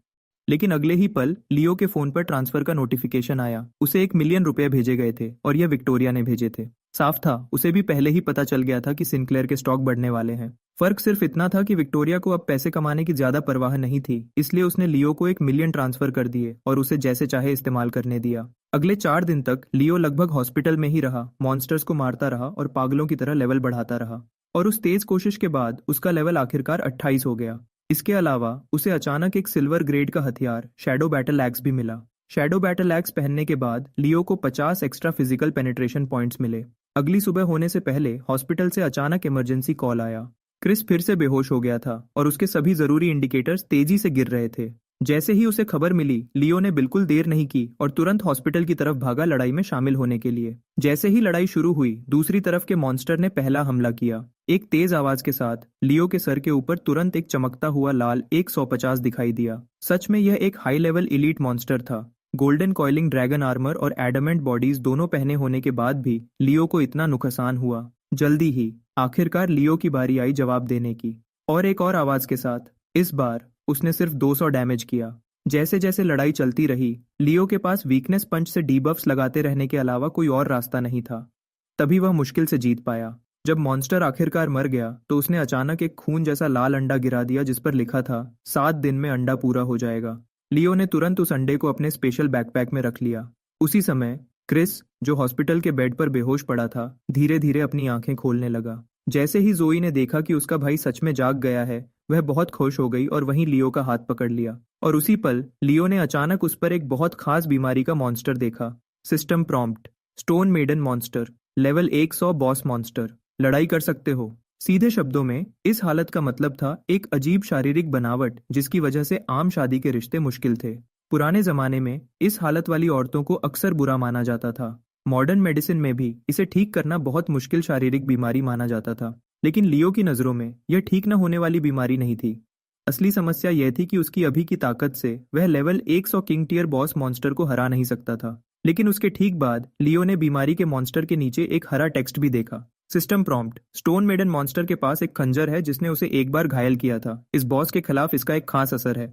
लियो ने तुरंत रिएक्ट किया। यह शायद एक खास आइटम था जो इस बॉस मॉन्स्टर को हराने के लिए बनाया गया था। लेकिन उसके ठीक बाद समस्या आ गई। अगर मैं लड़ाई में शामिल नहीं होता तो मुझे वह आइटम कैसे मिलेगा? फिर भी अगर मैं लड़ाई में शामिल होता हूँ तो अभी भी उसे हराने का कोई मौका नहीं है। तो आइटम के होने की जानकारी भी मेरे किसी काम की नहीं है। सोचने के बाद लियो अभी के लिए इस बात को छोड़ने और उसे किसी और दिन के लिए रखने के अलावा कुछ नहीं कर सकता था। इसी बीच क्रिस के मौत से बचने की खबर तेजी से फैल गई और सिंक्लेयर ग्रुप के स्टॉक की कीमत फिर से धीरे धीरे बढ़ने लगी। कुछ दिन बाद सिंक्लेयर के स्टॉक पूरी तरह से डेली लिमिट अप पर पहुंच गए और लियो ने जो $1.2 मिलियन लगाए थे वह $2.4 मिलियन हो चुके थे। कुछ ही देर में कुछ अच्छे कनेक्शन वाले लोगों को पता चला कि क्रिस मौत के मुंह से इसलिए वापस आ पाया क्योंकि उसे एक सच्चा चमत्कारी डॉक्टर मिला था। जैसे ही यह अफवाह फैली, यह बिजनेस की दुनिया के सबसे बड़े लोगों में बहुत तेजी से फैल गई। आखिरकार जिन लोगों ने इतनी दौलत कमा ली थी उनके लिए सबसे जरूरी चीज पैसा नहीं बल्कि सेहत थी। तो कुछ समय तक बहुत सारे बड़े बिजनेसमैन ने हर मुमकिन तरीके से पता लगाने की कोशिश की कि यह चमत्कारी डॉक्टर कौन था, लेकिन आखिर में उनमें से हर कोई खाली हाथ रहा। ये इसलिए था क्योंकि लियो और क्रिस ने पहले ही इस पर बात कर ली थी। सिंक्लेयर फैमिली को उसके बारे में हर जानकारी छुपानी थी क्योंकि जो पेड़ जंगल से ऊपर खड़ा होता है, हवा सबसे पहले उसी को गिराती है। इस स्टेज पर लियो अभी भी चुप रहना, चुपचाप आगे बढ़ना और खुद पर ज्यादा ध्यान न खींचने को पसंद करता था। फिर भी अपनी शुक्रगुजारी दिखाने के लिए क्रिस ने लियो को $1 मिलियन का चेक दिया। इससे भी ज्यादा उसने यह भी साफ कर दिया कि वह लियो के साथ एक गहरा रिश्ता बनाना चाहता है। सिंक्लेयर ग्रुप बहुत पहले से हेल्थ और वेलनेस इंडस्ट्री में घुसना चाहता था और एक मॉडर्न जड़ी बूटी मेडिसिन इंडस्ट्रियल पार्क बनाना चाहता था। तो क्रिस ने खासतौर पर लियो से पूछा कि क्या उसके पास कोई आइडियाज हैं, और सबसे पहले जो लियो के दिमाग में आया वह उसकी खून और की सूप थी। फॉर्मूला में कुछ आसान बदलाव के साथ यह अभी भी गुर्दों को मजबूत करने और पूरी ताकत बढ़ाने के लिए एक अच्छा असर रख सकती थी। जिन पुरुषों को गुर्दे की कमजोरी और ताकत की कमी थी, उनके लिए यह एक वरदान से कम नहीं होगा। और भी जरूरी बात यह थी कि फॉर्मूला में बड़े पैमाने पर प्रोडक्शन की असली संभावना थी। यह सुनने के बाद क्रिस ने वहीं फैसला कर लिया। आखिरी अग्रीमेंट में सिंक्लेयर ग्रुप पैसा लगाएगा और 49% शेयर्स लेगा, जबकि लियो फॉर्मूला देगा और 51% शेयर्स रखेगा। मॉडर्न जड़ी बूटी मेडिसिन इंडस्ट्रियल पार्क लियो के होम टाउन में बनाया जाएगा और लियो खुद उसके ऑपरेशंस का पूरा कंट्रोल संभालेगा। और दोनों पक्षों के बीच के कोऑर्डिनेशन के लिए जोई खुद सब कुछ संभालेगी। और बस ऐसे ही लियो सच में पहली बार कैपिटल की दुनिया में कदम रख चुका था। कई सालों तक पैकेजेस डिलीवर करने के बाद लियो एक बात सबसे बेहतर समझ गया था कि सिर्फ कैपिटल की दुनिया में अपनी जगह बनाकर ही वह एक इस्तेमाल होने वाला मोहरा बनना छोड़ सकता था और आखिरकार अपनी किस्मत खुद लिखने वाला खिलाड़ी बन सकता था। पलक झपकते ही 7 दिन गुजर गए। उस वक्त लियो के हाथ में लाल पेटेग था और उसका इंक्यूबेशन पीरियड आखिरकार खत्म हो गया था। जैसे ही सुनहरी रोशनी चमकी, एक गोल छोटा सा जीव जो बिल्कुल पैंडा जैसा दिखता था अचानक उसके सामने आ गया। सिस्टम प्रॉम्प्ट गोल्डन ग्रेड पेट जाइंट पैंडा लेवल HP अटैक डिफेंस 500। पहला स्किल फ्रीज, हमलों में 10% चांस है कि टारगेट को वहीं जमा दे। पैसिव स्किल 30% कम डैमेज होता है। पेट का HP ओनर के HP के साथ शेयर होता है और लड़ाई तभी खत्म होती है जब दोनों पूरी तरह खत्म हो जाते हैं। जैसे ही उसने यह देखा, लियो वहीं रुक गया। इसका मतलब है कि मुझे अचानक एक एक्स्ट्रा लड़ने वाला यूनिट मिल गया है ना। दूसरे शब्दों में, दुश्मन के हमले की बारी में वह सिर्फ लियो और पेट में से किसी एक को रैंडमली टारगेट चुन सकता था। यह लगभग वैसा ही था जैसे कोई उसके डैमेज को झेलने में मदद कर रहा हो। लेकिन डिफेंस फेज के दौरान दुश्मन को लियो और पेट दोनों के हमलों को एक ही समय पर झेलना पड़ता था। लियो तुरंत खुश हो गया। ओ माय गॉड, ये तो कमाल की चीज है। लेकिन अब तक उसे हमेशा लगता था कि हाई लेवल मॉन्स्टर्स को चैलेंज करना अभी भी एक दूर का सपना है, क्योंकि जितना आगे बढ़ते थे लेवल बढ़ाना उतना ही मुश्किल होता जाता था। लेकिन अब जब उसके पास ये पेट था, सब कुछ साफ तौर पर अलग था। इसका मतलब था कि सबसे जरूरी काम पहले पैंडा का लेवल बढ़ाना था। आखिरकार पेट का एक्सपीरियंस बार लियो के अपने एक्सपीरियंस बार से बिल्कुल अलग था। तो इस पॉइंट से मॉन्स्टर्स को मारकर उसने जितना भी एक्सपीरियंस हासिल किया वह पहले पैंडा को देना पड़ेगा। खुशकिस्मती से पैंडा को लेवल बढ़ाने के लिए जितने एक्सपीरियंस की जरूरत थी वह लियो को खुद जितने की जरूरत थी उससे बहुत कम थी। और इस तरह 5 पूरे दिन तक बिना रुके मेहनत करने के बाद लियो ने आखिर गोल्डन पैंडा को लेवल 28 तक पहुंचा दिया। उसके तुरंत बाद वह जितनी जल्दी हो सके घर भागा। विक्टोरिया पर ब्रेस्ट कैंसर आर्मी के 1000 मैन कमांडर से लड़ने के लिए बेचैन था। जैसे ही लड़ाई शुरू हुई, बॉस मॉन्स्टर ने पहला हमला किया, लेकिन उसके कुछ करने से पहले ही वह तुरंत अपनी जगह पर जम गया, साफ तौर पर क्योंकि लियो के गोल्डन पैंडा ने अपनी स्किल चला दी थी। फिर लियो की बारी थी। लियो की बारी थी पलटवार करने की। उसने शैडो बैटल एक्स को दुश्मन पर जोर से घुमाया और एक धमाके के साथ 200 डैमेज वहीं पर हुआ। उसी वक्त पैंडा भी आगे बढ़ा और टारगेट पर टूट पड़ा। एक और धमाका हुआ और तुरंत 50 डैमेज दिखा। जल्दी ही दुश्मन की बारी फिर आई और इस बार उसने पैंडा को अटैक करने के लिए चुना। एक जोर की आवाज के साथ पैंडा ने पूरा 300 डैमेज सीधे झेला। यह सही था क्योंकि वह एक टैंक टाइप यूनिट था और आम लड़ाकुओं से कहीं ज्यादा मजबूत था। और इस तरह सैकड़ों बार आगे पीछे की लड़ाई के बाद लियो ने आखिर जीत हासिल की। जैसे ही 1000 मैन कमांडर खत्म हुआ, तुरंत उसके बाद एक बिल्कुल नया डिजीज मॉन्स्टर दिखा। System prompt breast cancer army 10,000 man commander level 50 leader class monster लड़ाई के लिए उपलब्ध। लड़ाई में जीत से 5 साल की उम्र बढ़ती है। यह पहले ही एक लीडर क्लास दुश्मन था, बॉस मॉन्स्टर से एक पूरा लेवल ऊपर, और एक पल के लिए लियो भी नहीं बता पाया कि उसकी लड़ने की ताकत कितनी ज्यादा होगी। इसके अलावा 1000 मैन कमांडर को मारने से एक बिल्कुल नई स्किल भी मिली, sleight of hand. System prompt, यह स्किल सिर्फ इलीट मॉन्स्टर्स या उससे बड़े पर ही इस्तेमाल हो सकती है। लड़ाई में घुसे बिना यह यूजर को मॉन्स्टर से सीधे आइटम मिलने का एक मौका देती है। कूल डाउन टाइम 7 दिन। जैसे ही उसने ये स्किल देखी, लियो को तुरंत जोई पर मौजूद लेवल 100 स्टोन मेडन मॉन्स्टर याद आया, क्योंकि स्लाइट ऑफ हैंड बिल्कुल वही था जो उसे एक डिजीज मॉन्स्टर से की ड्रॉप आइटम हासिल करने के लिए चाहिए था, बिना लड़ाई में घुसे। तो लियो पहले ही मौके पर हर्बल मेडिसिन इंडस्ट्रियल पार्क गया। ऑफिस के अंदर जोई अपनी कुर्सी पर चुपचाप बैठी थी। लियो ने पहले उसे शांति से नमस्ते किया, जैसे कुछ भी अजीब ना हो। फिर बिना किसी झिझक के उसने उस पर स्लाइट ऑफ हैंड का इस्तेमाल किया। नतीजा बिल्कुल भी बुरा नहीं था। अपनी पहली ही कोशिश में उसने सच में कुछ चुरा लिया। उसने जल्दी से उसे खोला तो देखा कि आइटम पर लिखा था ड्राइड बनाना। लियो वहीं पर हैरान रह गया। ये क्या बकवास है? कब से एक स्टोन मेडन मॉन्स्टर बनाना गिराने लगा? क्या मैंने सच में एक पूरा मौका इस पर बर्बाद कर दिया? कोई और रास्ता न होने पर वह अभी के लिए अपने गुस्से को दबा पाया और फिर से कोशिश करने के लिए और 7 दिन इंतजार किया। 7 दिन बाद लियो को लिली का फोन आया। उसके बोलने का तरीका झिझक भरा और अजीब था, जैसे उसे कुछ बहुत शर्मनाक बात कहनी हो। पता चला कि उसके हेमोरॉइड्स फिर से बढ़ गए थे और दर्द बहुत ज्यादा था, लेकिन वह सच में हॉस्पिटल नहीं जाना चाहती थी। यह सुनकर लियो ने कोई बात नहीं घुमाई और बस मदद करने के लिए मान गया। वह तुरंत अपनी कार में बैठा और सीधा लिली के घर की तरफ भागा। जब वह वहां पहुंचा और करीब से देखा तो सच में उसे एक बहुत जाना पहचाना डिजीज मॉन्स्टर दिखा। System prompt: haemorrhoid monster, level 15, normal monster, local massage treatment के बाद लड़ाई के लिए उपलब्ध।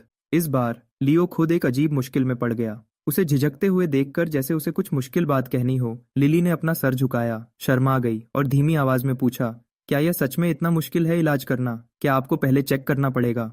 लियो सिर्फ इतना ही बता पाया कि इसका इलाज हो सकता है, लेकिन इसके लिए मसाज थेरेपी की जरूरत पड़ेगी ताकि खून का दौरा ठीक हो और रुकावट दूर हो। जैसे ही लिली ने सुना कि सर्जरी की जरूरत नहीं है, वह तुरंत बहुत खुश हो गई। उसने जल्दी से कहा कि जब तक यह ठीक हो सकता है उसे कोई दिक्कत नहीं है कि वह कैसे भी करे। तो उसने लियो को अपने बेडरूम में खींच लिया और एक तेजी के बाद उस तेजी भरी लड़ाई में लियो ने हेमोरॉइड मॉन्स्टर का सफलतापूर्वक इलाज कर दिया। एक पल में लिली ने महसूस किया कि उसका पूरा शरीर रिलैक्स हो गया और दर्द बहुत कम हो गया। जब उसने फिर से लियो को देखा, उसकी आंखों में भाव पूरी तरह बदल गए थे, जैसे उसने अचानक कुछ सोच लिया हो। अगली ही पल वह पास आई और धीरे से लियो के दोनों हाथ अपने हाथों में ले लिए। लियो, मैं सच में तुम्हें बहुत पहले से पसंद करती हूँ। मुझे पता है तुम्हारी पहले से गर्लफ्रेंड है, तो क्या तुम मुझे अपनी लवर बना सकते हो? यह सुनकर लियो ने एक पल के लिए भी नहीं सोचा और वहीं पर उसे मना कर दिया। लेकिन उसे हैरानी हुई, लिली ने कोई हंगामा नहीं किया। उसने बस धीरे से कहा, ठीक है, अगर ऐसा है तो अब से क्या हम अब भी दोस्त रह सकते हैं? लियो ने एक पल के लिए सोचा, फिर सर हिलाया और मान गया। लेकिन अगले ही पल उसका फोन अचानक बजा और कॉल विक्टोरिया का था। जैसे ही लियो ने सुना कि वह क्या कह रही थी, वह तुरंत गुस्से में आ गया, क्योंकि विक्टोरिया की बातों से उसे पता चला कि उसके घर पर एक अनचाहा मेहमान आया था। वह आदमी रिचर्ड था, जिससे उसके घर के बड़े बुजुर्गों ने सालों पहले जुबानी तौर पर उसकी शादी का वादा किया था। तब जैसे ही रिचर्ड को पता चला कि विक्टोरिया को एक लाइलाज बीमारी है, पहली चीज जो उसने की वह यह थी कि उसने मांग की कि उसे सगाई तोड़ने की इजाजत दी जाए। लेकिन उसे उसके घर के बड़े बुजुर्गों ने रोक दिया, जिन्होंने उसे बताया कि जब वह मर जाएगी तो सगाई अपने आप ही खत्म हो जाएगी। और अब जब उसने सुना कि विक्टोरिया का ब्रेस्ट कैंसर ठीक हो गया है, यह बेशर्म कमीना वापस आ गया था शादी की बात करने। जैसे ही लियो ने यह सब सुना, वह सीधा पिनेकल रेजिडेंसेस की तरफ गाड़ी चलाकर गया। इतना गुस्से में था कि वह उस कमीने को अपने नंगे हाथों से चीर देना चाहता था। जैसे ही वह अंदर घुसा, लियो ने एक नजर में उस आदमी को देखा और वहां डिजीज मॉलिक्यूल्स का एक घना झुंड था जो उसके पूरे शरीर पर लटक रहे थे। उनमें से एक खास डिजीज मॉन्स्टर ने तुरंत लियो का ध्यान खींच लिया। System prompt: implant monster, level 100, special disease monster, लड़ाई के लिए उपलब्ध। लियो वहीं पर हैरान रह गया और उसके दिमाग में एक ख्याल आया, या खुदा, क्या इसे अब भी आदमी कह सकते हैं? क्या घूर रहा है? रिचर्ड ने देखा कि लियो उसे घूर रहा है और तुरंत गुस्से में गरजा, मैं अपनी मंगेतर से मिलने आया हूँ, यह तो आम बात है। बोलते हुए उसने एक बैंक कार्ड निकाला और लियो की तरफ बढ़ाया। तेरे और उसके बीच की इस छोटी सी बात के लिए मैं तुझे मुआवजा देने को तैयार हूँ। इस कार्ड में 5 मिलियन है, इसे अपनी ब्रेकअप फी समझ, ले और निकल यहाँ से। सच में लियो ने रिचर्ड के बारे में विक्टोरिया से बहुत पहले ही सुन लिया था। यह आदमी एक बदनाम स्थानीय गुंडा था विक्टोरिया के होमटाउन ओक क्रीक में। इस बात पर भरोसा करते हुए कि उसके घर के बड़े बुजुर्गों ने स्थानीय अधिकारियों के साथ साजिश की थी, उसने सालों तक अपनी ताकत का गलत इस्तेमाल किया बिना किसी हद के। पूरे शहर में आम लोगों को तंग करता था। यह कहा जा सकता है कि जब से रिचर्ड बड़ा हुआ, ओक क्रीक के पूरे शहर ने एक भी शांति भरा दिन नहीं देखा था। ऐसा नहीं था कि किसी ने कभी पलटवार करने की कोशिश नहीं की थी। कुछ लोगों ने एक बार उसे कोर्ट तक ले जाने की हिम्मत की थी, लेकिन मसला यह था कि सरकार और बिजनेस बहुत पहले से एक ही जाल में बुने हुए थे। वह लोग लगभग सब स्टर्लिंग फैमिली के पालतू कुत्ते थे और कई मामलों में तो विक्टिम्स द्वारा हायर किए गए लॉयर्स भी चुपके से दूसरी तरफ के थे। तो नतीजा बताने की शायद ही जरूरत थी। विक्टिम्स ने न सिर्फ अपने केस हारे, बल्कि उनके पूरे परिवारों पर अक्सर स्टर्लिंग फैमिली ने बाद में बुरी तरह से बदला लिया। तब से ओक क्रीक में किसी ने भी स्टर्लिंग फैमिली के खिलाफ खड़े होने की हिम्मत नहीं की, क्योंकि कोई भी एक पल की बगावत के लिए अपने पूरे परिवार को मरवाना नहीं चाहता था। और विक्टोरिया ओक क्रीक की सबसे खूबसूरत लड़कियों में से एक थी, तो रिचर्ड का उसे हाथ से जाने देने का कोई इरादा नहीं था। तो अपने माँ बाप के दबाव के जरिए उसने विक्टोरिया के परिवार को जबरदस्ती उसकी शादी उससे करने के लिए राजी कर लिया। लेकिन बाद में जैसे ही उसने सुना कि उसे एक लाइलाज बीमारी है, उसने तुरंत अपना रंग बदल लिया और चिल्लाने लगा कि सगाई तुरंत रद्द होनी चाहिए। यह सिर्फ इसलिए था क्योंकि उस वक्त उसके माँ बाप की कंपनी आईपीओ के एक अहम दौर में थी और वह कोई एक्स्ट्रा परेशानी नहीं चाहते थे कि इस मामले को थोड़ी देर के लिए दबा दिया गया। और अब जैसे ही रिचर्ड को पता चला कि विक्टोरिया ठीक हो गई है, वह वापस आकर उसे फिर से छीन लेने के लिए बेचैन था। अभी भी वहां क्या खड़ा है? पैसा ले और निकल जा। यह देखकर कि लियो अभी तक 1 इंच भी नहीं हिला था, रिचर्ड और भी ज्यादा गुस्से में आ गया। यह सुनकर लियो अंदर से बिल्कुल शांत हो गया और गंभीरता से सोचने लगा कि इस कचरे से कैसे सबसे अच्छे से निपटा जाए। हाँ, वह उस कमीने को वहीं पर आसानी से मार सकता था और लाश को अपने स्पेशल बैकपैक में डालकर गायब कर सकता था, लेकिन सच कहूं तो यह उसे बहुत आसानी से छोड़ देना होता। और फिर अचानक ही लियो के दिमाग में एक चमकदार ख्याल आया। अगली ही पल उसने रिचर्ड के इम्प्लांट मॉन्स्टर के खिलाफ फैसले के साथ लड़ाई शुरू कर दी। भले ही वह चीज लेवल 100 की थी, लियो जरा भी नहीं डरा, क्योंकि उसे पहले से पता था कि ऐसे खास हाई लेवल डिजीज मॉन्स्टर्स अक्सर कागज पर डरावने लगते हैं, लेकिन अक्सर जितने दिखते हैं उससे कहीं ज्यादा कमजोर होते हैं। बिल्कुल वैसे ही जैसे फॉर्चून मॉन्स्टर और लकी मॉन्स्टर जो उसे पहले मिले थे। बिल्कुल जैसा लियो ने सोचा था, वह इम्प्लांट मॉन्स्टर बिना किसी मेहनत के ही खत्म हो गया। और जैसे चीजें सामने आईं, वह बिल्कुल वही था जो लियो ने अनुमान लगाया था। रिचर्ड का चेहरा तुरंत पीला पड़ गया। अगली पल उसने दर्द से अपना क्रॉच पकड़ लिया, सीधा जमीन पर गिर गया और बेकाबू होकर तड़पने लगा। या खुदा, ये क्या हो रहा है? मुझे अचानक ऐसा क्यों लग रहा है जैसे जैसे वह गायब हो गया है। यह नज़ारा देखकर विक्टोरिया ने तुरंत अपना मुंह ढक लिया और हैरानी से लियो को घूरने लगी। लियो, तुमने बिल्कुल क्या किया? यह सुनकर लियो ने तुरंत एक मासूम सा चेहरा बना लिया। मुझे क्या पता, मैं कोई चमत्कारी डॉक्टर थोड़ी हूँ। एक बार जब उसने देखा कि उसका मकसद पूरा हो गया है, लियो ने और वक्त बर्बाद नहीं किया और जल्दी से 911 पर कॉल किया। आखिर उसका उस कमीने को इतनी आसानी से मरने देने का कोई इरादा नहीं था। और बस ऐसे ही रिचर्ड गुस्से में धमकियों से भरा हुआ अंदर घुसा था। फिर भी लियो को एक भी धमकी भरा शब्द बोलने की जरूरत नहीं पड़ी, उससे पहले ही उसने आराम से पूरे संकट को खत्म कर दिया। लेकिन जाहिर है चीजें कभी इतनी आसान नहीं रहने वाली थीं। अगली सुबह जल्दी रिचर्ड हॉस्पिटल के बेड पर आधा मरा हुआ पड़ा था। लानत है, यहाँ कुछ तो पक्का गलत है। मैंने उस इम्प्लांट पर 2 मिलियन खर्च किए थे, वह ऐसे ही गायब कैसे हो गया? उसके तुरंत बाद रिचर्ड ने तुरंत आर्थर को फोन किया। डैड, मेरा वाला गायब हो गया है। आर्थर को पहले तो यकीन ही नहीं हुआ। तुम क्या बकवास कर रहे हो? मैं सच कह रहा हूँ डैड, जो $2 मिलियन का इम्प्लांट मैंने लगवाया था वह सच में गायब हो गया है। रिचर्ड को इतना सीरियस देखकर आर्थर ने इस बात को हल्के में लेने की हिम्मत नहीं की और तुरंत रिवर वैली जनरल हॉस्पिटल की तरफ चल पड़ा। आखिर यह उसका इकलौता बेटा था जिस पर वह अपने खानदान को आगे बढ़ाने के लिए भरोसा करता था। जब आर्थर ने पूरी कहानी समझी तो उसे तुरंत लगा कि यहाँ कुछ अजीब हो रहा है। कुछ टाइम पहले बिजनेस टाइकून क्रिस को एक ऐसी बीमारी हो गई थी जिसका इलाज नहीं था। फिर भी आखिर में एक रहस्यमयी डॉक्टर ने उसे मौत के मुंह से वापस खींच लिया था। अब विक्टोरिया को ब्रेस्ट कैंसर हुआ था और वह भी किसी तरह ठीक हो गई थी। और उसके ऊपर से उसके बेटे का इम्प्लांट रहस्यमयी तरीके से गायब हो गया था, लियो नाम के आदमी से मिलने के तुरंत बाद। क्या ऐसा हो सकता है? यह ख्याल आर्थर के दिमाग में आया और उसके चेहरे पर खुशी छुपाना अचानक मुश्किल हो गया, क्योंकि कुछ टाइम पहले उसे खुद लिवर कैंसर हुआ था, आखिरी स्टेज का लिवर कैंसर। लेकिन अपनी पब्लिकली लिस्टेड कंपनी में बदलाव को असर न करने के लिए उसने नहीं बताया था अपने सबसे करीबी फैमिली मेंबर्स को भी इसके बारे में। इतने टाइम से वह अपने प्राइवेट डॉक्टर पर भरोसा कर रहा था जो उसे जबरदस्ती जिंदा रख रहा था। लेकिन आर्थर सबसे बेहतर जानता था कि यह कोई लंबे टाइम का हल नहीं था। अगर चीजें ऐसे ही चलती रहीं तो शायद वह इतना भी जिंदा नहीं रहेगा कि अपने पोता पोती की परछाई भी देख सके। बाद में जब उसे पता चला कि क्रिस को किसी तरह मौत से वापस खींच लिया गया था, आर्थर के अंदर की उम्मीद जो लगभग खत्म हो चुकी थी फिर से जाग उठी। मसला यह था कि पिछले कुछ दिनों में बहुत सारे लोग और पैसा लगाने के बाद भी उसे उस चमत्कारी डॉक्टर के बारे में जरा सा भी पता नहीं चल पाया था। उसने तो ये भी सोचना शुरू कर दिया था कि भगवान खुद स्टर्लिंग फैमिली को खत्म कर रहा है, लेकिन अब लग रहा था कि शायद उसकी किस्मत अभी खत्म नहीं होनी थी। आर्थर ने तुरंत धीमी आवाज में पूछा, क्या तुम्हें पता है कि वह लियो नाम का आदमी अभी कहाँ है? रिचर्ड ने जवाब दिया, वह तो मुझे सच में नहीं पता। जैसे ही रिचर्ड ने यह सुना, उसने सोचा कि उसका बाप तुरंत उसका बदला लेने की तैयारी कर रहा है, तो उसने जल्दी से आर्थर को अपने साथ लिया, एक वैन में खूंखार दिखने वाले गुंडे भरे और सीधे पिनेकल रेजिडेंसेस की तरफ चल पड़ा जहां लियो ठहरा हुआ था। उसी टाइम क्रिस ने भी लियो को फोन किया। पता चला कि modern herbal medicine industrial park, जो उन दोनों ने मिलकर बनाया था, को अभी अभी लोकल गवर्नमेंट की साल की टॉप 10 बेहतरीन कंपनीज में से एक नाम दिया गया था। उस खबर के बाद उस कंपनी के शेयर के दाम तुरंत बढ़ गए। उसी टाइम इस पूरी बात ने ट्रेडिशनल हर्बल वेलनेस का एक नया क्रेज शुरू कर दिया पूरे इंटरनेट पर। तो क्रिस के अभी फोन करने की वजह यह थी कि उसने जोई को खुद लाने का प्लान बनाया था और इस मौके का फायदा उठाकर लियो का शुक्रिया अदा करना चाहता था, उसकी जान बचाने के लिए। क्रिस का इनविटेशन सुनने के बाद लियो ने मना नहीं किया। आखिर विक्टोरिया पहले से ही जोई की सबसे अच्छी दोस्त थी, तो इस कनेक्शन के होते हुए इसमें कुछ भी गलत नहीं था। लेकिन जैसे ही कॉल खत्म हुई, अचानक दरवाजे पर तेज नॉक हुई। लियर धीरे से बड़बड़ाया, ओ माय गॉड, तुम क्या हो काऊ काऊ?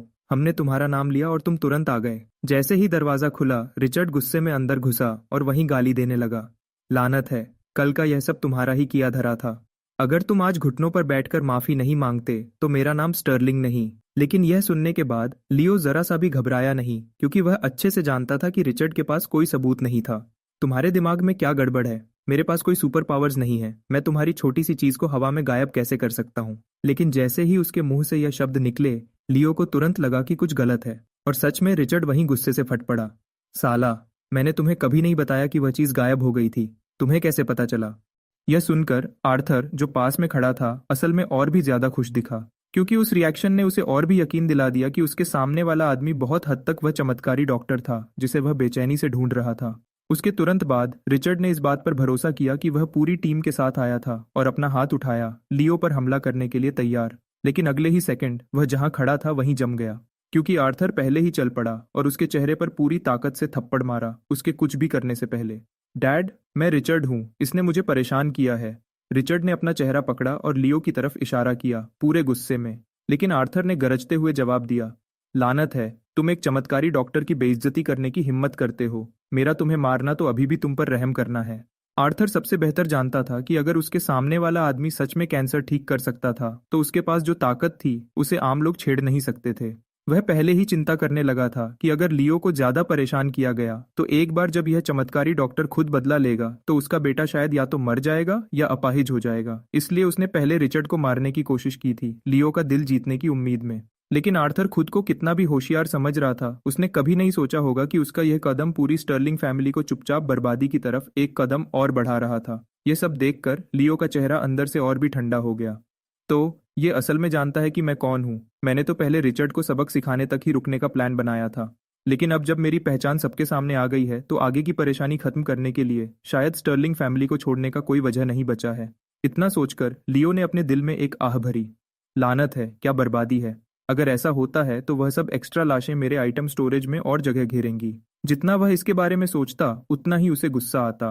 आर्थर ने देखा कि लियो अभी तक गुस्से में नहीं आया था और गलती से सोचा कि उसने उसे सच में गुस्सा नहीं दिलाया था, तो उसने तुरंत मौके का फायदा उठाया और खुशामद करते हुए बोला, चमत्कारी डॉक्टर, मैं जानता हूं कि आप ही वह मशहूर डॉक्टर हैं जिन्होंने क्रिस को ठीक किया था। प्लीज मैं आपसे भीख मांगता हूं, मुझे बचा लो। यह कहकर वह सीधे घुटनों पर गिर गया। रिचर्ड ने पहले अंधेपन में आपको नाराज किया था, कृपया बड़े दिल वाले बने और उसके लेवल तक न गिरें।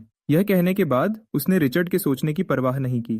उसने जबरदस्ती अपने बेटे को अपने पास खींच लिया और उसे भी घुटनों पर बैठाया। दोनों बेचैनी से लियो के सामने सर झुका रहे थे, लेकिन जितना लियो अपने सामने घुटनों पर बैठे बाप बेटे को देखता उतना ही उसका गुस्सा बढ़ता गया। लानत है, तुमने इतने लोगों के सामने मेरी पहचान फिर से बताने की हिम्मत की। यह तो सीधे मौत को बुलाना है। जैसे ही लियो सोच रहा था कि स्टर्लिंग फैमिली को बिना कोई निशान छोड़े कैसे खत्म किया जाए, अचानक दरवाजे पर एक और नॉक हुई। जैसा सोचा था, जो लोग आए थे वह सिंक्लेयर भाई बहन थे। जैसे ही वह अंदर आया, क्रिस ने तेवरी चढ़ाई और पूछा, वियो, यहाँ असल में क्या हो रहा है? वह और पूछना चाहता था, लेकिन जोई, जो उसके पास खड़ी थी, ने हल्के से उसकी बांह खींचकर उसे अभी और कुछ न कहने का इशारा किया और बाद तक इंतजार करने को कहा। आखिर जोई विक्टोरिया की सबसे अच्छी दोस्त थी, तो नेचुरली उसने विक्टोरिया से इस सब गड़बड़ के बारे में पहले ही काफी कुछ सुन लिया था। कमरे का माहौल हर सेकंड अजीब होता देख लियो अब बातों को लंबा नहीं खींचना चाहता था और पहले स्टर्लिंग बाप बेटे को भेजने की तैयारी की। आज जो हुआ उसके बारे में मैं चाहूं तो नहीं, लेकिन वह अपनी बात पूरी कर पाता। आर्थर ने अचानक उसे फिर से बीच में रोक दिया। चमत्कारी डॉक्टर, प्लीज मुझे बचा लो। मुझे कुछ टाइम पहले आखिरी स्टेज का लिवर कैंसर हुआ था। मैं जानता हूं कि जिसने क्रिस को ठीक किया था वह आप ही थे। जैसे ही उसने यह कहा, आर्थर क्रिस की तरफ इशारा करना नहीं भूला, जो पास में खड़ा था। उस पल क्रिस के चेहरे पर भी गुस्से की लकीरें थीं और वह अंदर से बहुत परेशान महसूस कर रहा था। उसने अभी कुछ टाइम पहले ही लियो से वादा किया था कि वह उसकी पहचान को छुपा कर रखेगा, चाहे कुछ भी हो। फिर भी अब किसी ने सबके सामने उसकी पहचान बता दी थी। यह तो उसे सीधे आग के गड्ढे में धकेलने जैसा था। जहां तक लियो की बात थी, वह भी यह सुनकर उतना ही हैरान था। वह यह सोचने से खुद को रोक नहीं पाया कि आर्थर जैसी अक्ल वाला आदमी इतने सालों तक ओक क्रीक पर कैसे राज कर पाया था। उसी टाइम स्टर्लिंग फैमिली को पूरी तरह से खत्म करने का लियो का इरादा और भी मजबूत हो गया, क्योंकि वह अच्छे से जानता था कि स्टर्लिंग्स को अब और अकेला नहीं छोड़ा जा सकता था। आर्थर जैसे अधूरे दिमाग के साथ यह सिर्फ टाइम की बात थी कि वह लियो को भी अपने साथ नीचे खींच लेता। इधर रिचर्ड, जो अभी भी जमीन पर घुटनों के बल बैठा था, अपने सामने हो रही हर चीज से इतना हैरान था कि उसकी आंखें बाहर निकलने वाली थीं। उसने पहले कितनी भी परेशानी खड़ी की हो, उसका बाप हमेशा उसके लिए सब ठीक कर देता था। लेकिन अब आर्थर असल में वहां कुत्ते की तरह घुटनों पर बैठा था, किसी और से रहम की भीख मांग रहा था। रिचर्ड को और ज्यादा उलझन में डालने वाली बात यह थी आखिरी स्टेज का लिवर कैंसर जो आर्थर ने अभी बताया था। उसने इसके बारे में पहले कभी एक शब्द भी नहीं सुना था। यह सब सुनकर क्रिस को आखिर में पूरी कहानी समझ आ गई। तो ऐसा था, वह बिजनेस की दुनिया में कितना भी ताकतवर हो, आखिर में वह भी एक इंसान ही था। लियो जैसे आदमी के सामने एक चमत्कारी डॉक्टर जो जिंदगी और मौत से खेल सकता था, वह सिर्फ चुपचाप राज रख सकता था। फिर भी यह बाप बेटे की जोड़ी ने असल में लियो को उसके सामने धमकाने की हिम्मत की थी। वह असल में जिंदगी से थक चुके थे। लियो ने जमीन पर घुटनों के बल बैठे आर्थर को देखा और एक पल के लिए सच में नहीं जानता था कि ऐसे बेवकूफ का क्या करे। आखिर में उसने पहले हालत को संभालने का फैसला किया और अभी के लिए बातों को ज्यादा बढ़ाने से बचा। तो उसने सीधे से कहा, पहले मेरे साथ आओ, अगर इलाज चाहिए तो पहले एक्यूपंक्चर करवाना होगा। जैसे ही उसने यह सुना, आर्थर जमीन पर घुटनों के बल बैठे रिचर्ड को पूरी तरह भूल गया और जल्दी से खड़ा हो गया, लियो के पीछे बेडरूम में भागते हुए। जैसे ही एक्यूपंक्चर हो गया, लियो ने तुरंत जंग शुरू कर दी आर्थर के लिवर कैंसर आर्मी के पहले सिपाही के खिलाफ। नतीजा लगभग मजेदार था। वह मॉन्स्टर 2 राउंड भी नहीं टिक पाया और सीधे लियो के एक्सपीरियंस पॉइंट्स में बदल गया। जैसे ही जंग खत्म हुई, आर्थर को तुरंत एक ऐसी गर्माहट महसूस हुई जिसे बयान नहीं किया जा सकता था, जो उसके शरीर में बढ़ रही थी। उसका दिल अंदर तक हिल गया। तो यह होता है एक चमत्कारी डॉक्टर। सिर्फ 2 मिनट हुए हैं और असर अभी से दिख रहा है। यह तो डरावना है। लेकिन सच में सिर्फ लियो ही जानता था कि असल में क्या हुआ था। उसने आर्थर के लिए सिर्फ एक पहला सिपाही हटाया था। उसके पीछे अभी भी बहुत सारे खतरनाक मॉन्स्टर्स की लंबी लाइन थी। कैंसर कभी इतनी आसानी से ठीक होने वाली चीज नहीं थी। लियो ने फिर शांत आवाज में कहा, मैं यह साफ कर दूं, जो मैंने अभी किया उससे सिर्फ अभी के लिए तुम्हारा दर्द कम हुआ है। अगर तुम सच में ठीक होना चाहते हो तो तुम्हें और भी बहुत सारे इलाज की जरूरत पड़ेगी। और एक और बात, आज यहाँ जो हुआ उसके बारे में एक भी शब्द इस कमरे से बाहर नहीं जाना चाहिए, वरना अंजाम तुम खुद भुगतोगे। आर्थर ने इतनी जोर से सर हिलाया जैसे मुर्गा चावल चुग रहा हो। चिंता मत करो चमत्कारी डॉक्टर, अगर मुझे मार भी दिया जाए तो भी मैं आपको कभी नहीं बेचूंगा। इस पॉइंट तक आर्थर ने लियो को देखना शुरू कर दिया था, एक अकेला सहारा जिसे वह पकड़ सकता था अपनी जान बचाने के लिए। जब लियो ने आखिर में स्टर्लिंग बाप बेटे को धमकी और अधूरी सच्चाई के साथ भेज दिया, वह वापस क्रिस के पास गया और माफी मांगते हुए कहा, उसके लिए माफ करना, मैं अभी थोड़ा लेट हो गया था। यह सुनकर जोई तुरंत आगे बढ़ी और पूछा, लियो, क्या वह आदमी रिचर्ड था? विक्टोरिया ने मुझे उसके बारे में बहुत पहले बताया था। ऐसे लोगों को सच में बचाना नहीं चाहिए। क्रिस, जो बगल में खड़ा था, अब तक पूरी तरह हैरान हो चुका था। हे भगवान, तो मैं ही यहाँ अकेला बाहर वाला हूँ। ये बाप बेटा कौन है? कोई मुझे ठीक से समझा सकता है क्या? उसके तुरंत बाद उसने खुद को रोका नहीं और स्टर्लिंग फैमिली ने सालों से जो भी बुरे काम किए थे वह एक एक करके सब बता दिए। ये सब सुनने के बाद क्रिस भी अपने मन में गाली देने लगा। ये क्या बकवास है? क्या वह लोग इंसान हैं भी? लेकिन जब वह गुस्से में था, क्रिस को जल्दी ही समझ आ गया कि यह लियो के सामने अच्छा बनने का सही मौका है। आखिर क्रिस जैसे लेवल का आदमी अगर पूरे देश में भी देखा जाए तो भी वह बड़े बिजनेस वालों में सबसे ऊपर ही आएगा। अगर किसी छोटे से शहर के स्थानीय गुंडे को खत्म करना हो तो यह उसके लिए बिल्कुल भी मुश्किल काम नहीं था। उसके तुरंत बाद क्रिस ने लियो की तरफ देखा और खुद ही बोला, लियो, क्या तुम चाहते हो कि मैं अपने जान पहचान का इस्तेमाल करूं और उसे तुम्हारे लिए हटा दूं? यह सुनकर लियो तुरंत सोचने लगा, यह सच में एक तरीका हो सकता था। आखिर स्टर्लिंग फैमिली के पास बहुत लोग और ताकत थी और सिर्फ अपनी ताकत पर भरोसा करने की भी एक सीमा होती है। और सबसे जरूरी बात, अभी सबसे जरूरी काम आर्थर से जल्दी निपटना था और यह पक्का करना था कि लियो के बारे में कोई बात बाहर न फैले। लेकिन थोड़ी देर सोचने के बाद लियो ने क्रिस की तरफ देखा और धीरे से बोला, कुछ कोशिश करना ठीक है, लेकिन सवाल यह है, क्या तुम सच में उसे कानूनी तरीके से या कम से कम चुपचाप हटा सकते हो? ऐसे समाज में अगर मौत का मामला हो तो शोर छोटा नहीं रहता। अगर पुलिस सब कुछ वापस खोज निकालती है और मेरी पहचान भी सामने आ जाती है तो इसकी कीमत बहुत ज्यादा होगी। और एक और बात, मैं सिर्फ बाप बेटे की बात नहीं कर रहा, मैं पूरी स्टर्लिंग फैमिली को खत्म करना चाहता हूँ। यह सुनकर क्रिस एक पल के लिए रुक गया। अगर सिर्फ बाप बेटा है तो उनसे निपटना ज्यादा मुश्किल नहीं है, लेकिन अगर पूरी स्टर्लिंग फैमिली को जड़ से उखाड़ना है इतने सारे लोगों के साथ, मैं शुरू कहां से करूं? लेकिन क्योंकि वह पहले ही बड़ी बात बोल चुका था, क्रिस को हिम्मत करनी पड़ी और उसने कहा, लियो, मुझे जल्दी मत करो, मुझे कुछ सोचने दो। यह कहकर उसने सच में अपना सर झुकाया और गंभीरता से सोचने लगा। ज्यादा देर नहीं लगी कि क्रिस की आंखें चमक उठीं, जैसे उसे अचानक कोई बात याद आ गई हो। मुझे मिल गया। क्या तुमने अभी नहीं कहा था कि स्टर्लिंग फैमिली सालों से उस शहर के लोगों को दबा रही है? जब तक हम उन शहर वालों को कोर्ट में आकर गवाही देने के लिए मना सकते हैं, तब मेरी जान पहचान और ताकत के सहारे यह केस पक्का जीत जाएंगे। जोई भी तुरंत बोल पड़ी, बिल्कुल, शहर के लोगों को उन्होंने सालों से परेशान किया है। अब तक तो वह स्टर्लिंग फैमिली से हद से ज्यादा नफरत करते होंगे। पहले वह चुप थे क्योंकि वह डरे हुए थे, लेकिन अगर मेरा भाई उनका साथ देने के लिए आगे आता है तो वह पक्का गवाही देने को तैयार हो जाएंगे। लेकिन उस पल लियो को थोड़ा अलग लगा।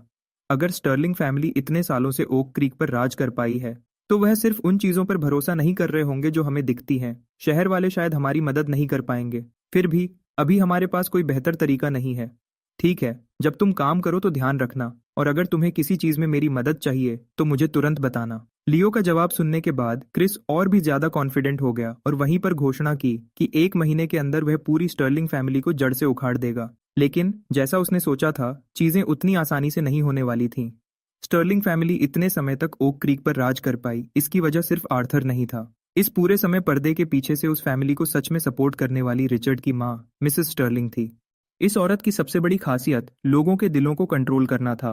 ऊपर से वह हमेशा एक गरम दिल, नर्म दिल और मिलनसार औरत की तरह दिखती थी, लेकिन शहर में सबको सच पता था। जब भी रिचर्ड कोई गड़बड़ करता था, उसके पीछे की सबसे बुरी और जहरीली सोच लगभग हमेशा उसकी ही होती थी। इन सब सालों में उसने और आर्थर ने एकदम सही डबल एक्ट किया था, एक अच्छा बनकर दूसरा बुरा बनकर। साथ में उन्होंने पूरे ओक क्रीक को उलट पलट कर दिया था। यह औरत न सिर्फ बेरहम थी, बल्कि चालाक और हिसाब किताब करने वाली भी थी।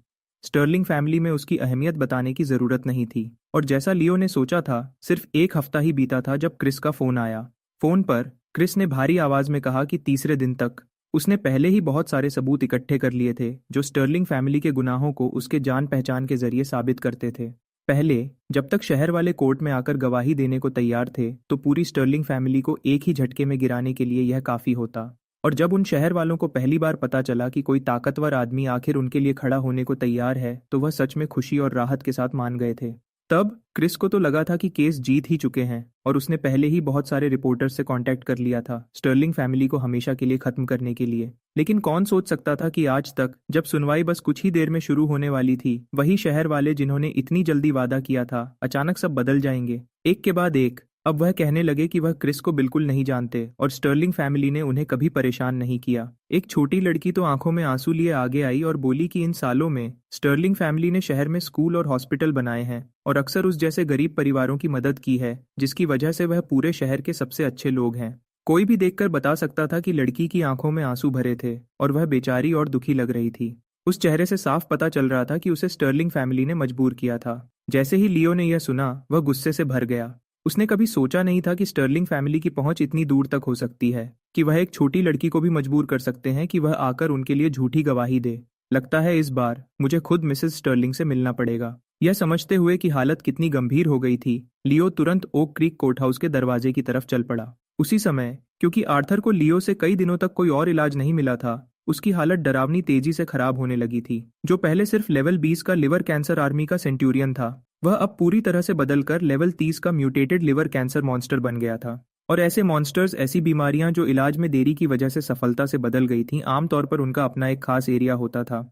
एक बार उस एरिया में लड़ाई शुरू हो जाती तो लियो की सारी शक्तियां बहुत कम हो जाती और बड़े लेवल के म्यूटेटेड मॉन्स्टर्स के खिलाफ वह सीधे कंफ्यूज्ड हो सकता था। उस हालत में लियो के हमले किसी भी पल पलटकर उसे खुद को भी लग सकते थे।